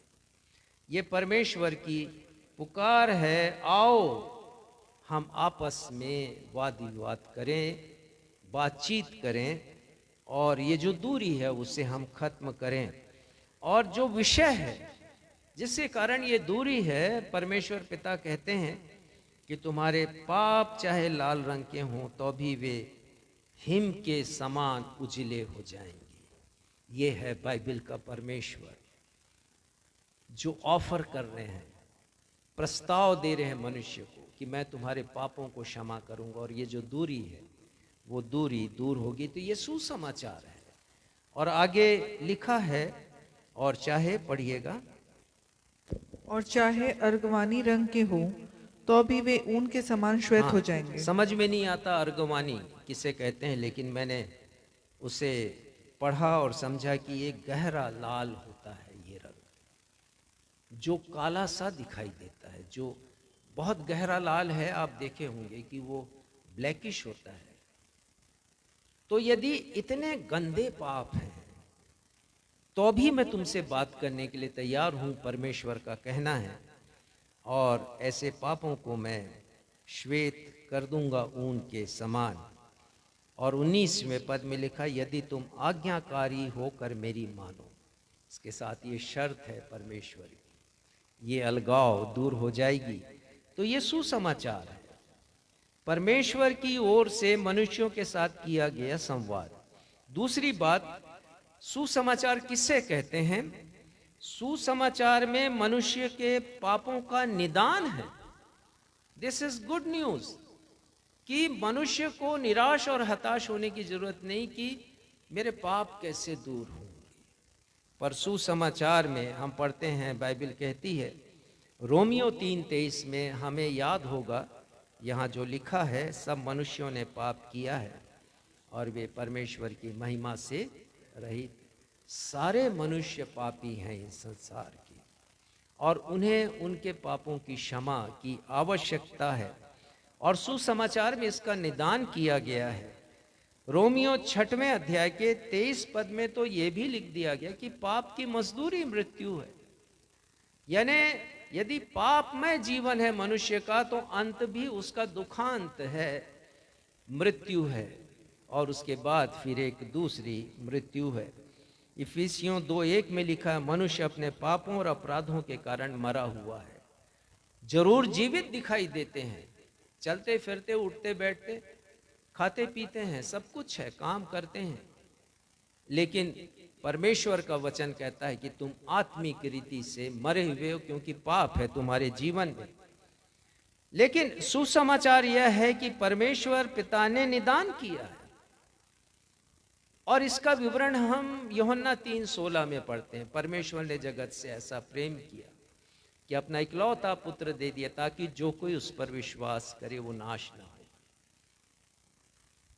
हम नाश नहीं होंगे। एक निदान है परमेश्वर के वचन में, और ये सुसमाचार है, परंतु अनंत जीवन पाए, नाश ना हो परंतु अनंत जीवन पाए, ये निदान है। और सुसमाचार की आज के पाप में डूबे विश्व को सुसमाचार की जरूरत है। पाप में डूबे हुए विश्व को आज यदि किसी बात की सबसे अधिक जरूरत है, वो है सुसमाचार, जहां पाप की क्षमा पढ़ने के लिए हमें मिलती है, जहां पर एक नया संदेश हमें पढ़ने के लिए मिलता है। और इसलिए प्रभु यीशु मसीह ने कहा कि परमेश्वर के राज्य का यह सुसमाचार सारे जगत में प्रचार किया जाएगा। तीसरी बात बताऊंगा, सुसमाचार किसे कहते हैं। सुसमाचार मानव की नष्ट होती हुई आत्मा को बचाने के लिए परमेश्वर का उपाय है। ये परमेश्वर का उपाय है, परमेश्वर की योजना है। यूहन्ना पहले अध्याय के 14वें पद को भी हम सब जानते हैं, जहां पर लिखा है कि वचन देहधारी हुआ और अनुग्रह और सच्चाई से परिपूर्ण होकर हमारे मध्य में डेरा किया, और हमने उस वचन की ऐसी महिमा देखी जैसे पिता परमेश्वर की। किसके बारे में संत यूहन्ना लिख रहे हैं? वो प्रभु यीशु मसीह के बारे में, कि वचन देहधारी हुआ, वो वचन जिसकी चर्चा जिब्राइल स्वर्गदूत ने मरियम से कही थी, और ये कहा था कि जो वचन परमेश्वर की ओर से होता वो प्रभाव रहित नहीं होता, इसने प्रभाव उत्पन्न किया। और हम पढ़ते हैं परमेश्वर के वचन में कि मानव को बचाने के लिए परमेश्वर स्वयं मानव बन गए। इससे बड़ा उपकार मानव जाति के लिए और क्या होता? परमेश्वर स्वयं मानव बनकर आ गए, वचन देहधारी हुआ। और हम पढ़ते हैं जो मानव है, परमेश्वर जो मानव बने उनका नाम यीशु रखा गया, जिनके नाम का अर्थ होता है लोगों का उनके पापों से उद्धार करने वाला। ये है अद्भुत व्यक्तित्व प्रभु यीशु मसीह का। जन्म लेते ही उनके नाम के उद्देश्य को बतला दिया गया, बल्कि जन्म के पूर्व लोगों का उनके पापों से उद्धार करने वाला, पाप से छुड़ाने वाला, पाप से बचाने वाला। तो परमेश्वर का ये उपाय है। चौथी बात मैं बताऊंगा, सुसमाचार यह है कि परमेश्वर मनुष्यों से बेइंतहा प्रेम करते हैं और वे नहीं चाहते कि कोई मनुष्य पाप के कारण नष्ट हो जाए। ये है परमेश्वर की महानता। परमेश्वर नहीं चाहते कि कोई मनुष्य पाप के कारण नरक में जाए, अनंत काल की मृत्यु का स्वाद चखे। परमेश्वर कभी नहीं चाहते। इसीलिए यूहन्ना 3:16 एक आदर्श पद है। वो चाहते हैं कि मनुष्य नाश ना हो, नष्ट ना हो, लेकिन अनंत जीवन पाए। एक पद निकालिएगा, आज यहेजकेल से हमने पढ़ा है 33वां अध्याय, उसका 11वां पद पढ़िएगा। यहेजकेल 33वां अध्याय, उसका 11वां पद। इसलिए तू उनसे यह कह, परमेश्वर यहोवा की यह वाणी है, मेरे जीवन की सौगंध, मैं दुष्ट के मरने से कुछ भी प्रसन्न नहीं होता। देखिए, ये है बाइबल का परमेश्वर। परमेश्वर बेइंतहा प्रेम करते हैं। लिखा है कि दुष्ट के मरने से मैं प्रसन्न नहीं होता। ये बाइबल के परमेश्वर। एक जगह और लिखा है यहेजकेल 18 और उसके अंतिम पद में, अर्थात 32वें पद में।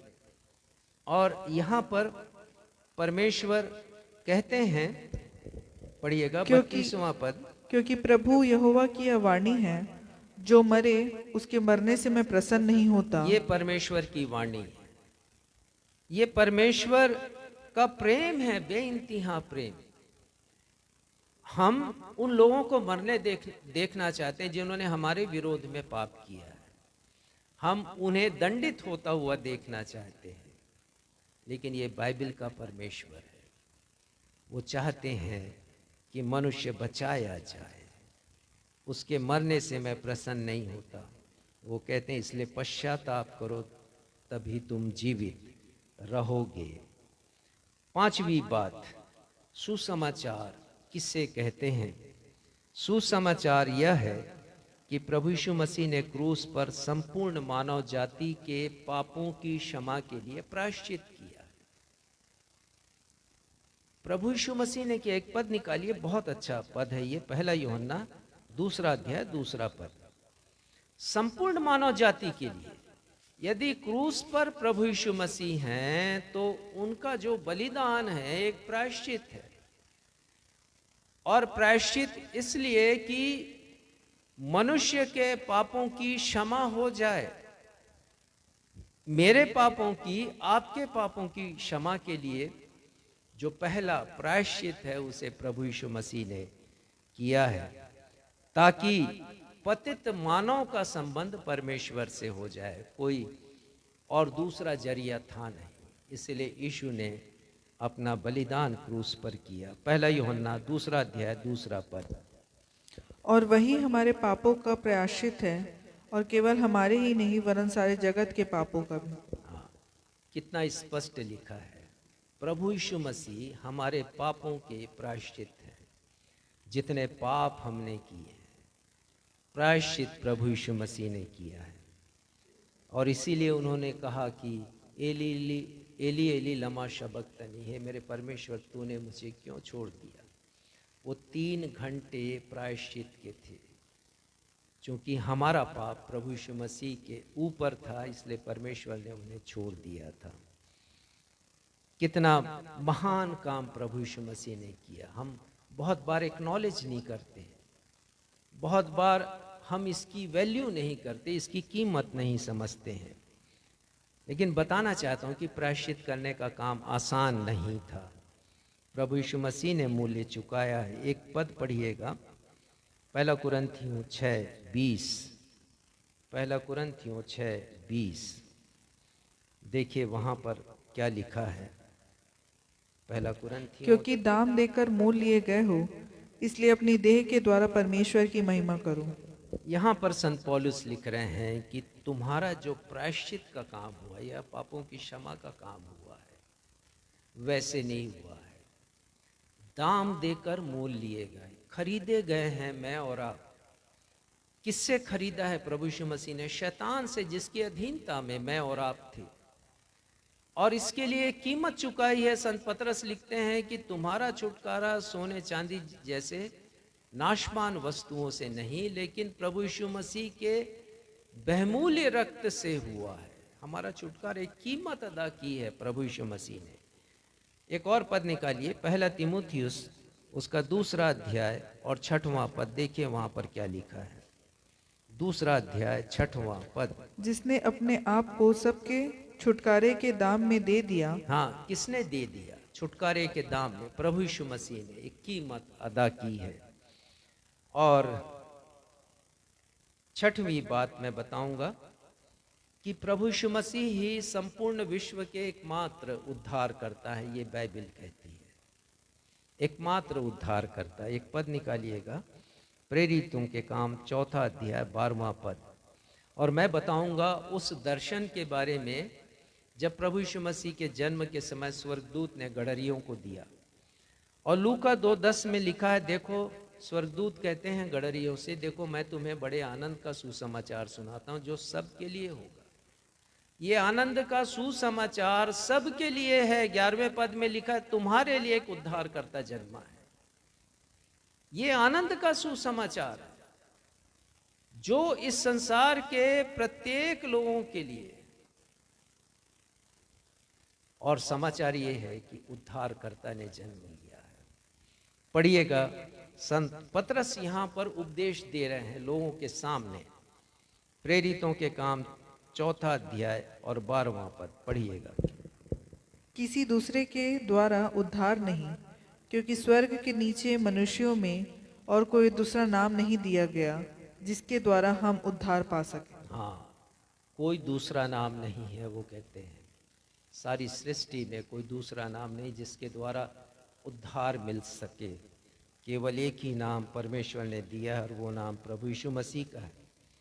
7वीं बात कि सुसमाचार किससे कहते हैं? सुसमाचार यह है कि जो कोई प्रभु यीशु मसीह पर विश्वास करेगा वो नाश नहीं होगा परंतु अनंत जीवन पाएगा। इसे मैं बताना चाहता हूँ दूसरे संदर्भ में। बहुत बार हम यूहन्ना 3:16 का संदर्भ लेते हैं, लेकिन एक पद निकालिएगा, लूका 9:51।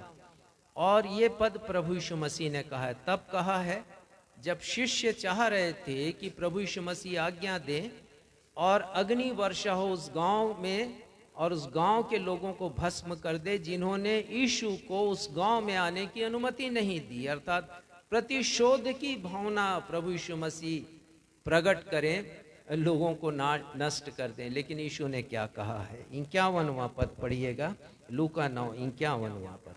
जब उसके ऊपर उठाए जाने के दिन पूरे होने पर थे तो उसने यरूशलेम जाने का विचार दृढ़ किया। 51वां पढ़ रहे, क्षमा करेंगे 56। और वह किसी दूसरे गांव में चलेगा।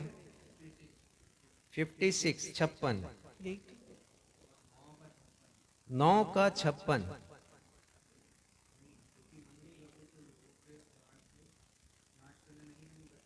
ठीक से देखिए उसमें 55 तुम नहीं जानते कि तुम कैसी आत्मा के हो, क्योंकि मनुष्य का पुत्र लोगों के प्राणों को नाश करने नहीं वरन बचाने के लिए आया है। हाँ, ये फर्क हो जाता है बाइबल अनुवाद में, कुछ पदों में आगे पीछे हो गया। ये 55 है और आप भी इसे 55 देखिएगा, नई बाइबल में ये 55 है। प्रभु यीशु मसीह कहते हैं कि मैं लोगों को नष्ट करने के लिए नहीं आया, लेकिन उनके प्राण को बचाने के लिए आया। ये बहुत बड़ा उद्देश्य था प्रभु यीशु मसीह का, और ये सुसमाचार है। यूहन्ना 3:17 अंतिम पद हम देखेंगे 7वीं बात के अंतर्गत कि सुसमाचार किसे कहते हैं। सुसमाचार ये है कि उसमें अनंत जीवन की बातें हैं। पढ़िएगा यूहन्ना 3:17। परमेश्वर ने अपने पुत्र को जगत में इसलिए नहीं भेजा कि जगत पर दंड की आज्ञा दे, परंतु इसलिए कि जगत उसके द्वारा उद्धार पाए। तो हमने सीख लिया कि सुसमाचार क्या है और सुसमाचार किसे कहते हैं, जिसके बारे में यीशु कह रहे हैं कि परमेश्वर के राज्य का सुसमाचार सारे जगत में प्रचार किया जाएगा। और अब हम अपने विषय के दूसरे हिस्से पर आते हैं, जहां पर हम सीखेंगे कि सुसमाचार के प्रचार को विश्व की कोई भी शक्ति क्यों रोक नहीं पाएगी। हम ये भी जान लें, पूरे विश्व में कोशिश की जा रही है कि सुसमाचार के प्रचार को रोक लिया जाए। पूरे विश्व में कोशिश की जा रही है, और इसका सीधा सा उत्तर यह है कि सुसमाचार का प्रचार करना मनुष्यों की नहीं परंतु परमेश्वर की योजना है। This is God's plan. इस योजना को मनुष्यों ने नहीं बनाया। सुसमाचार का प्रचार करो, ये योजना परमेश्वर की है, मनुष्यों की नहीं है। दो बातों के द्वारा समझेंगे। एक पद निकालिए, 1 तीमुथियुस 2 अध्याय 3 पद, जहां पर यह लिखा है कि यह हमारे परमेश्वर को अच्छा लगता और भाता भी है। क्या बात अच्छी लगती है और क्या उनको प्रसन्न चित्त करता है परमेश्वर को, उसका वर्णन 4 पद में है। 1 तीमुथियुस 2 अध्याय 4 पद। वह यह चाहता है कि सब मनुष्यों का उद्धार हो। परमेश्वर चाहते हैं कि सब मनुष्यों का उद्धार हो। ये परमेश्वर की योजना है। वो नहीं चाहते कि कोई नष्ट हो, कोई नाश हो किसी का। वो नहीं चाहते कि कोई नरक में जाए। वो तो ये चाहते हैं कि स्वर्ग में आए लोग अनंत जीवन को पाएं। तो ये योजना परमेश्वर के द्वारा बनाई गई योजना है, इसलिए विश्व की कोई शक्ति इसे कभी भी नहीं कुचल सकती, कभी भी रोक नहीं सकती। यद्यपि हर युग में कोशिश की गई है, सिर्फ वर्तमान समय में नहीं देख रहे हैं, हर युग में कोशिश की गई है। सुसमाचार को कुचलने की कोशिश की गई है, दबाने की कोशिश की गई, सताव लाया गया है, लेकिन ये परमेश्वर की योजना है, मनुष्य के दिमाग की उपज नहीं है। दूसरी बात इस सिलसिले में बताऊंगा कि स्वर्गारोहण के पहले प्रभु यीशु मसीह ने अपने शिष्यों को जो अंतिम आदेश दिया, उसका विवरण हम मरकुस 16:15 में पाते हैं। मरकुस 16:15। और ये महान आदेश है प्रभु यीशु मसीह का। अंग्रेजी में इसे कमीशन कहते हैं या कमांडमेंट कहते हैं। ये आदेश ऐसा ही है जैसे सेना में सेनापति आदेश देते हैं आगे बढ़ो, तो एक सैनिक का कर्तव्य होता कि उसे आगे बढ़ना है, वो पीछे हट नहीं सकता, अन्यथा उसे दंड सहना पड़ेगा। तो ये आदेश है, ये आदेश मेरे लिए है और आपके लिए है। हम सब के लिए है। आज हमने गीत गाया कि हर एक सुनने वाला करे प्रचार, हर कहीं फैलाए यह सुसमाचार। ये हर एक की ड्यूटी है, कर्तव्य है हर एक मसीही का कि वो सुसमाचार का प्रचार करे। पढ़िएगा मरकुस 16:15। और उसने उनसे कहा, तुम सारे जगत में जाकर सारी सृष्टि के लोगों को सुसमाचार प्रचार करो। ये प्रभु यीशु मसीह का महान आदेश है, तुम सारे जगत में जाओ। और ये तुम में केवल यीशु के शिष्य नहीं है, चेले नहीं है जो स्वर्गारोहण के समय उनके पास खड़े हुए थे, परंतु हम भी शामिल हैं कि हमें भरसक प्रयत्न करना है सुसमाचार के प्रचार का, क्योंकि ये परमेश्वर की योजना है। मत्ती 28:18 में प्रभु यीशु मसीह कहते हैं, स्वर्ग और पृथ्वी का सारा अधिकार मुझे दिया गया। और कहते हैं हमें जाना है। वो कहते हैं इसलिए तुम जाओ, लोगों को शिष्य बनाओ, सुसमाचार सुनाओ। ये प्रभु यीशु मसीह का महान आदेश है कि स्वर्ग का सारा अधिकार अभी तक किसी के पास नहीं है, पृथ्वी का सारा अधिकार अभी तक किसी के पास नहीं है। यद्यपि पृथ्वी का सारा अधिकार शैतान के पास था, लेकिन प्रभु यीशु मसीह ने अपने मृतकोत्थान के द्वारा, पुनरुत्थान के द्वारा शैतान को पराजित किया और ये अधिकार प्रभु यीशु मसीह को मिला। तो पृथ्वी का सारा अधिकार प्रभु यीशु मसीह के पास है। इसलिए विश्व की कोई शक्ति परमेश्वर के राज्य के सुसमाचार के प्रचार को रोक नहीं सकती। परमेश्वर पिता के द्वारा बनाई गई योजना के समक्ष, प्रभु यीशु के अधिकार और सामर्थ्य के समक्ष पृथ्वी के राजा महाराजाओं, पृथ्वी के सम्राटों, पृथ्वी के शहंशाहों और शासनाध्यक्षों, प्रशासनिक अधिकारियों की तमाम शक्तियां और उनके अधिकार शून्य हैं। यद्यपि हम उन्हें देखते हैं किसी न किसी रूप में, लेकिन प्रभु यीशु मसीह की सामर्थ्य के सामने, परमेश्वर की इस योजना के सामने उनकी शक्ति शून्य है। और यदि ये अपनी शक्ति का दुरुपयोग करते हैं तो परमेश्वर उन्हें दंडित करेंगे। ये परमेश्वर का वचन कहता है। नहूम उसका 1 अध्याय और 5वां पद पढ़िएगा। 1 अध्याय और 5वां पद, योना, मीका, नहूम, हबक्कुक। योना मीका के बाद नहूम है, हबक्कुक के पहले 5वां पद पढ़िएगा। नहूम 1 अध्याय और 5वां पद। उसके स्पर्श से पहाड़ कांप उठते हैं और पहाड़ियां गल जाती हैं। उसके प्रताप से पृथ्वी वरन सारा संसार अपने सब रहने वाले समेत तो ये थरथरा उठता है महान परमेश्वर की सामर्थ। और इसके पहले भी पढ़िएगा, समय नहीं कि हम उन्हें पढ़ें, पर पढ़िएगा पद इसके 3 पद से आगे, तो आपको पता चलेगा कि बाइबल का परमेश्वर कितना सामर्थी है। अब पढ़िएगा 6वां पद। उसके क्रोध का सामना कौन कर सकता है, और जब उसका क्रोध भड़कता है तब कौन ठहर सकता देखिए, है। परमेश्वर के सामने कोई ठहर नहीं पाएगा। ये बाइबल का परमेश्वर है, उनके समक्ष कोई भी खड़ा नहीं हो पाएंगे। यद्यपि बहुत से लोग खड़े हैं अभी सुसमाचार के तेज को निस्तेज करने के लिए, लेकिन परमेश्वर का वचन कहता है कि कोई भी परमेश्वर के समक्ष ठहर नहीं पाएगा, खड़ा नहीं रह पाएगा। तो विश्व की कोई भी शक्ति, चाहे वो राजनीतिक हो, आर्थिक हो, धार्मिक हो, प्रशासनिक हो या दुष्टात्मा की शक्ति हो, सुसमाचार के प्रचार को रोक नहीं पाएगी। क्योंकि प्रभु की प्रार्थना की अंतिम पंक्ति में हम हमेशा दोहराते हैं, क्या दोहराते हैं? क्योंकि राज्य, पराक्रम और महिमा तेरे ही है, सदा तेरे हैं, ये परमेश्वर के हैं। इसलिए विश्व की कोई शक्ति कभी भी सुसमाचार के प्रचार को रोक नहीं पाएगी। यद्यपि पृथ्वी के सम्राट, राजा महाराजा, शहंशाह, शासना अध्यक्ष और प्रशासनिक अधिकारी बलशाली दिखाई देते हैं, कभी कभी बहुत बलशाली दिखाई देते हैं, और उनके द्वारा बनाए गए अधिकार, उनकी मसीह विरोधी इच्छा शक्ति और उनके द्वारा बनाए गए कानून सुसमाचार पर हावी दिखाई देते हैं।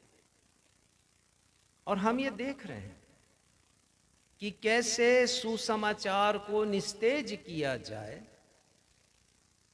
और जिसके प्रचार की सुविधा हमारे देश में संविधान ने दी है। हर व्यक्ति को स्वतंत्रता है कि वो अपने धर्म का प्रोपेगेट कर सकता है, प्रचार कर सकता है, लेकिन उनके द्वारा बनाए गए, किनके द्वारा? पृथ्वी के सम्राट, राजा महाराजा, शहंशाह, शासनाध्यक्ष और प्रशासनिक अधिकारी, हर युग की बात कर रहा हूं मैं। तो ऐसा लगता है कि सुसमाचार पर हावी दिखाई देते हैं, जिससे एक मसीही के मन में बड़ी निराशा और हताशा उत्पन्न होती है जब हम ये सब देखते हैं।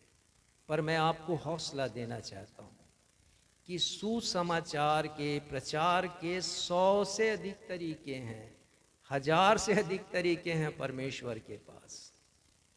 आज तक कोई रोक नहीं पाया। रोम का राजा वो चाहता था कि रोक दें।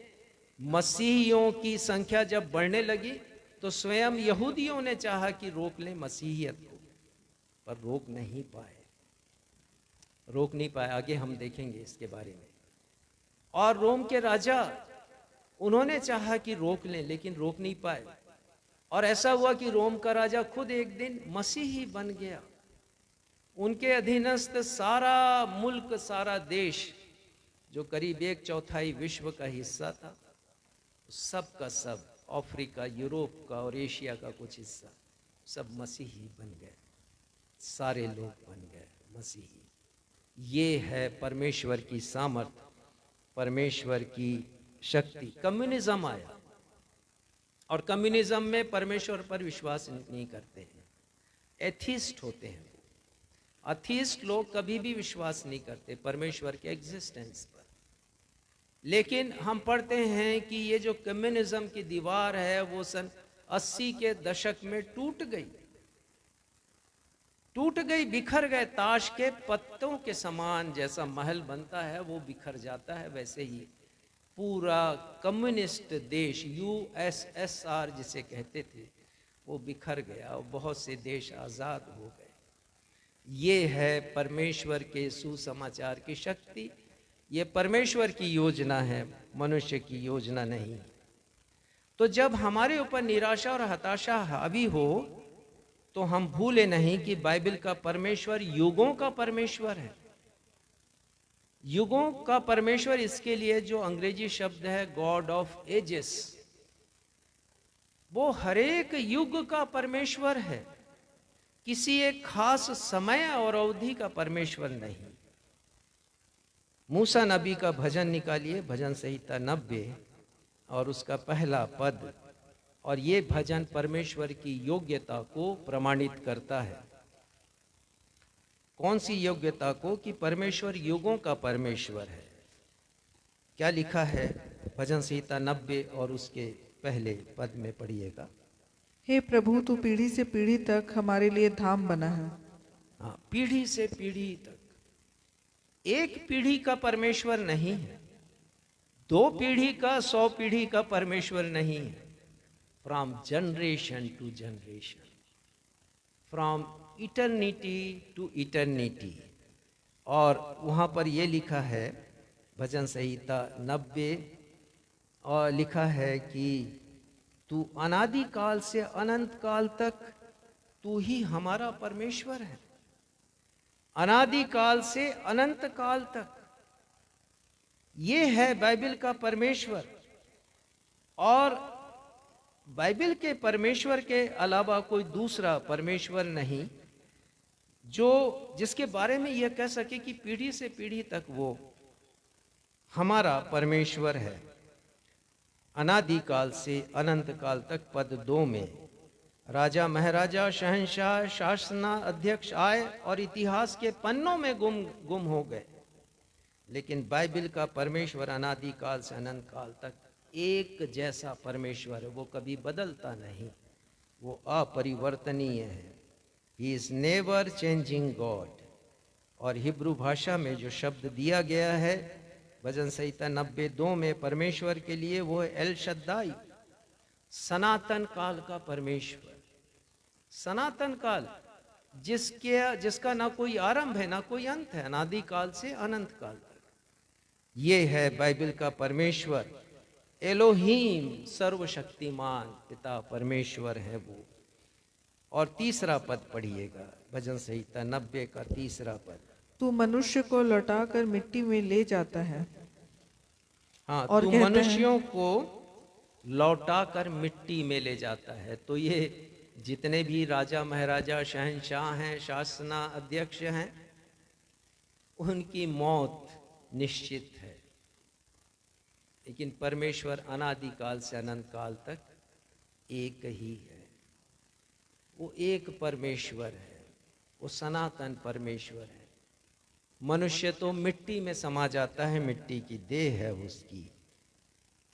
पेंटिकोस्ट के पश्चात एक और मैं बात बताना चाहूँगा कि जब प्रचार का काम शुरू हुआ तो प्रचार के साथ विरोध और सताव का प्रारंभ भी हो गया।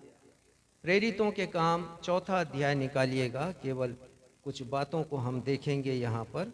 और उसके दूसरे पद में लिखा है, क्योंकि वे बहुत ही क्रोधित हुए कि कौन से लोग, सदूकी लोग थे और याजक थे और फरीसी लोग थे, सरदार थे, ये सब यहूदी थे, मंदिर के जो परमेश्वर का भवन था उसके अधिकारी थे। और क्यों क्रोधित हुए कि प्रभु यीशु मसीह के शिष्य जो प्रेरित थे, वे लोगों को सिखाते थे कि यीशु का उदाहरण देकर मरे हुओं के जी उठने का प्रचार करते थे। तीसरा पद पढ़िए। उन्होंने उन्हें पकड़कर दूसरे दिन तक हवालात में रखा, क्योंकि संध्या हो देखिए, गई थी। अब उनको बंदी गृह में डाल दिया। तो मैं आपको बता रहा हूं कि प्रचार और सताव दोनों एक साथ साथ चलते हैं। और लेकिन क्या हुआ है वहां पर? 4 पद पढ़िए। इनको तो हवालात में बंद कर दिया गया, लेकिन 4 पद देखिए क्या लिखा है। परंतु वचन के सुनने वालों में से बहुतों ने विश्वास किया, और उनकी गिनती 5000 पुरुषों में के लगभग 5000 हो गई। संत पतरस ने उपदेश दिया पेंटिकोस्ट के दिन, तब 3000 लोगों ने मन फिराया। अभी देखते ही देखते 2000 और लोग उनके साथ मिल गए, 5000 की संख्या हो गई। ऐसे में बहुत से उदाहरण दे सकता हूं आपको। 5वां अध्याय उसका 33वां पद पढ़िएगा। इसी के बाद जो अध्याय है 5वां अध्याय 33वां पद। यह सुनकर वे जल गए और उन्हें मार डालना चाहा। किन्हें मार डालना चाहा? प्रेरितों को, प्रभु यीशु मसीह के शिष्यों को, क्योंकि लोगों की संख्या बढ़ती जा रही थी और ये प्रतिशोध का कारण हो गया। तो उन्होंने सोचा इनको मार दो, मामला खत्म हो जाएगा। लेकिन उनके मध्य में परमेश्वर ने एक बुद्धिमान विद्वान व्यक्ति को रखा था, जिसका नाम गमलीएल है। 34वां पद पढ़िएगा। परंतु गलमियल नामक एक फरीसी ने, जो व्यवस्थापक और सब लोगों में माननीय था, न्यायालय में खड़े होकर प्रेरितों को थोड़ी देर के लिए बाहर। 35वां पद। तब उसने कहा, हे इजराइलियों, तुम जो कुछ इन मनुष्यों से करना चाहते हो, सोच उन्होंने समझ के साफ करना। साफ कह दिया, ये प्रभु यीशु मसीह के शिष्यों से जो कुछ तुम करना चाहते हो, जरा सोच समझ करके करना। क्यों करना सोच समझ करके? 39वां पद, 38वां पढ़िएगा पहले, 38। इसलिए अब मैं तुमसे कहता हूँ, इन मनुष्यों से दूर ही रहो और इनसे कुछ काम न रखो, क्योंकि यदि यह धर्म या काम मनुष्यों की ओर से हो तब तो मिट जाएगा। वो कहते हैं कि मनुष्यों की योजना नहीं है ये सुसमाचार प्रचार करने की योजना, ये परमेश्वर की योजना। वो साफ साफ जरा ध्यान दीजिएगा, यहाँ लिखा है मनुष्यों की ओर से यदि ये सुसमाचार का प्रचार किया जाता तो मिट जाता। 39वें पद में क्या लिखा है? परंतु यदि परमेश्वर की ओर से है तो तुम उन्हें कदापि मिटा तो न दुनिया सकोगे। की कोई भी शक्ति सुसमाचार के प्रचार को रोक नहीं सकती। गमलीएल का ये कहना है कि परमेश्वर की ओर से यदि है तो तुम उसे मिटा नहीं पाओगे। आज से 2000 साल पहले ये घटना घटी थी। 2000 साल से प्रचार हो रहा है, कोई रोक नहीं पाया। लोगों को जिंदा जला दिया गया, खंभे में बांधकर मसीहियों को भूखे शेरों के सामने डाल दिया गया। हर प्रकार का सताव मसीहियों ने सहा है, लेकिन सुसमाचार के प्रचार का काम कभी रुका नहीं, ये निरंतर जारी है। तो हम देखते हैं आगे भी प्रेरितों के काम में बहुत सी हम बातें पढ़ते हैं कि बहुत सा सताव है वहाँ पर, लेकिन हर बात के पश्चात हम पढ़ते हैं कि सुसमाचार फैलता गया, कलीसिया बढ़ती चली गई। तो इसे कोई मिटा नहीं सकता है, परमेश्वर की योजना है, परमेश्वर की ओर से है तो तुम कभी मिटा नहीं पाओगे। गमलीएल जो विद्वान थे, उनके मध्य में याजक थे, उनका ये कहना है। तीसरा प्रश्न, प्रभु यीशु मसीह ने क्यों कहा कि सुसमाचार का प्रचार संसार की प्रत्येक जातियों पर गवाही का कारण होगा। देखिए, सुसमाचार जब सुनाया जाएगा तो लोग उसे एक्सेप्ट करेंगे, स्वीकार करेंगे या उसका इनकार करेंगे। जो स्वीकार करेगा वो अनंत जीवन का भागी होगा, यदि वो आज्ञाकारी बना रहा तो, विश्वास पर मजबूत बना रहा तो अनंत जीवन उसका है। लेकिन जो इनकार करेगा वो दंडित होगा। एक पद निकालिएगा प्रकाशित वाक्य से 20वां अध्याय उसका 12वां पद। इस संसार के प्रत्येक व्यक्ति को, चाहे वह किसी भी देश में रहता हो, किसी भी जाति का क्यों ना हो, या किसी भी युग में क्यों ना जन्मा हो, क्यों ना जीवित रहा हो, सबको प्रभु यीशु मसीह के न्यायासन के सामने खड़ा ही होना पड़ेगा। पढ़िएगा प्रकाशित वाक्य 20वां अध्याय 12वां पद। फिर मैंने छोटे बड़े सब मरे हुओं को सिंहासन के सामने खड़े हुए देखा, और पुस्तकें खोली गई, और फिर एक और पुस्तक खोली गई, अर्थात जीवन की पुस्तक। और जैसा उन पुस्तकों में लिखा हुआ था, वैसे ही उनके कामों के अनुसार मरे हुओं का न्याय किया गया। कामों के अनुसार न्याय किया गया हरेक इस दुनिया के मनुष्य का, और काम यह है कि उसने स्वीकार किया है सुसमाचार को या उसका तिरस्कार किया है, उसका इनकार किया है, और कामों के अनुसार प्रभु यीशु मसीह न्याय करेंगे। इसी प्रकार की बातें संत पौलुस ने रोमियो की कलीसिया को लिखते हुए कहा, 14वें अध्याय के उसके 12वें पद में, हम में से हर एक परमेश्वर को अपना लेखा देगा। तो ये गवाही का कारण बनेगा, ये सुसमाचार। तो और भी बातें मैं इसमें बता सकता था आपको, लेकिन अभी मुझे रुकना पड़ेगा क्योंकि समय हो गया। चौथा प्रश्न ये था कि अंत के समय में कलीसिया की क्या भूमिका है। तो कलीसिया की बड़ी भूमिका है, और कलीसिया के पास वृहत पावर है, शक्ति है, क्योंकि प्रभु यीशु मसीह ने कहा है, शमौन पतरस, मैं तुझ पर एक कलीसिया बनाऊंगा, अपनी कलीसिया, जिस पर अधोलोक के फाटक प्रबल नहीं होंगे, नरक के दरवाजे प्रबल नहीं होंगे, नरक की शक्तियां प्रबल नहीं होंगी, इस दुनिया की कोई शक्ति प्रबल नहीं होगी। लेकिन कलीसिया भुला बैठी है उस सामर्थ्य को जिसे प्रभु यीशु मसीह ने दिया है, और वो काम सुसमाचार के प्रचार का है। हम फिर कभी इन दो प्रश्नों के ऊपर विचार करेंगे। तीसरे प्रश्न के ऊपर कि प्रभु यीशु मसीह ने क्यों कहा कि सुसमाचार का प्रचार संसार की प्रत्येक जातियों पर गवाही का कारण होगा, और चौथा सवाल, कलीसिया की क्या भूमिका है। लेकिन इस संदेश को मैं यह कहकर समाप्त करता हूं कि हम अपनी भूमिका को अच्छी तरह समझ सकें, और हमारी ये भूमिका होनी चाहिए कि हम हताश और निराश ना हो, हम डरे नहीं, क्योंकि सुसमाचार के प्रचार की योजना परमेश्वर की है। स्वर्ग और पृथ्वी का सारा अधिकार प्रभु यीशु मसीह का है, राज्य, पराक्रम और महिमा परमेश्वर के ही है।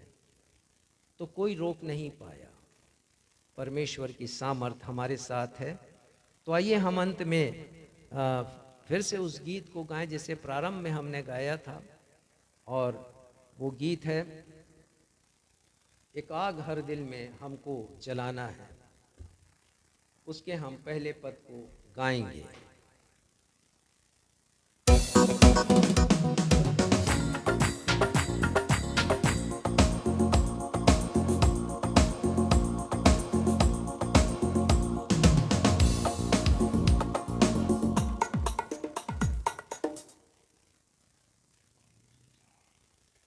एक आग हर दिल में हमको जलाना। क्यों ना हम आज ये संकल्प लें कि हर एक मनुष्य जो भटके हुए हैं उन्हें हम प्रभु से मिला दें, प्रभु के पास लेकर के आए और बताएं हम सुसमाचार क्या है, सुसमाचार की विशेषताएं क्या हैं, हम लोगों को समझा सकें।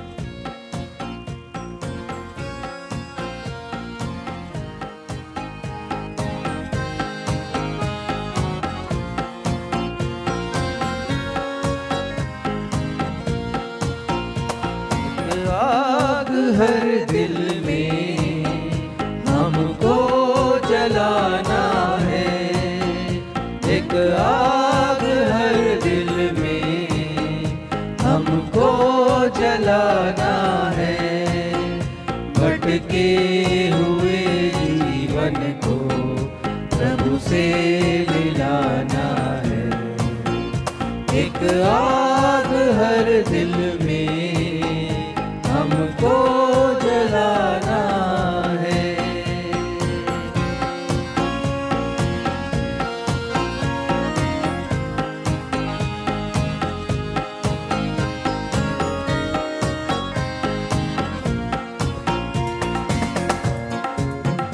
संसार की आशा भरी नजरें हमीं पर हैं, उद्धार का संदेश भी कांधों के ऊपर है।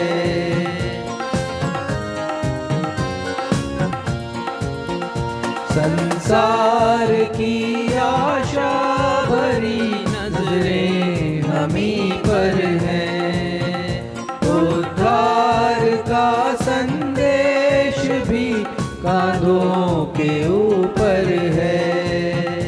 एक दीप से लाखों दिए हमको जलाना है, भटके हुए जीवन को प्रभु से मिलाना है, एक आग हर दिल में हमको जलाना है। आइए हम प्रार्थना में जाएं। परमेश्वर पिता, ये हमारा संकल्प बन जाए आज कि हर एक भटके हुए मनुष्य को सुसमाचार हम सुना सकें, सुसमाचार की विशेषताओं को बता सकें, जो 7 विशेषताएं आज हमने सीखी हैं।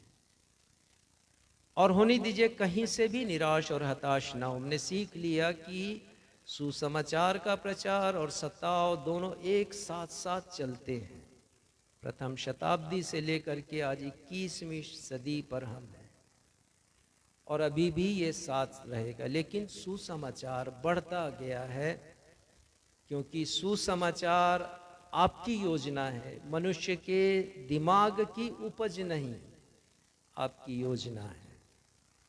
और प्रभु यीशु मसीह के पास सारा अधिकार है, राज्य पराक्रम आपके हैं। इसलिए पिता, हम हताश ना हो, निराश ना हो, पर जो भी तरीका हमारे पास है सुसमाचार के प्रचार का, उसके द्वारा हम लोगों तक आपके शुभ संदेश को, सुसमाचार को लेकर जाएं। धन्यवाद देते हैं पिता पवित्र आत्मा के द्वारा, जिन्होंने आज आपके वचन से हमें प्रभु यीशु मसीह के द्वारा उनके आगमन के पहले दिखाई देने वाले 9वें चिन्ह के बारे में बताया और समझाया है। हम पवित्र आत्मा की महिमा करते हैं और अपनी इस प्रार्थना को आपके बेटे हमारे उद्धारकर्ता प्रभु यीशु के नाम से मांगते हैं। सुनिए, ग्रहण कीजिए। आशीष ग्रहण करेंगे। अब मैं आप सबों को परमेश्वर पिता के सुरक्षामयी हाथों में अनुग्रह के इन वचनों के साथ सौंप देता हूँ। ये वचन आपके आत्मिक जीवन की उन्नति कर परमेश्वर पिता के चुने हुए लोगों के साथ प्रभु यीशु मसीह के दूसरे आगमन के समय उत्तराधिकार पाने में सहभागी बना सकता है। अब हमारे अद्वैत पिता परमेश्वर का प्रेम, हमारे उद्धारकर्ता प्रभु यीशु मसीह का अनुग्रह और शांतिदायक पवित्र आत्मा की सहभागिता हम में से प्रत्येक के साथ अब से लेकर हमारे उद्धारकर्ता प्रभु यीशु मसीह के दूसरे आगमन तक या हमारी अंतिम सांस तक जो भी पहले हो हमेशा होती रहे। हम सब कहें आमीन।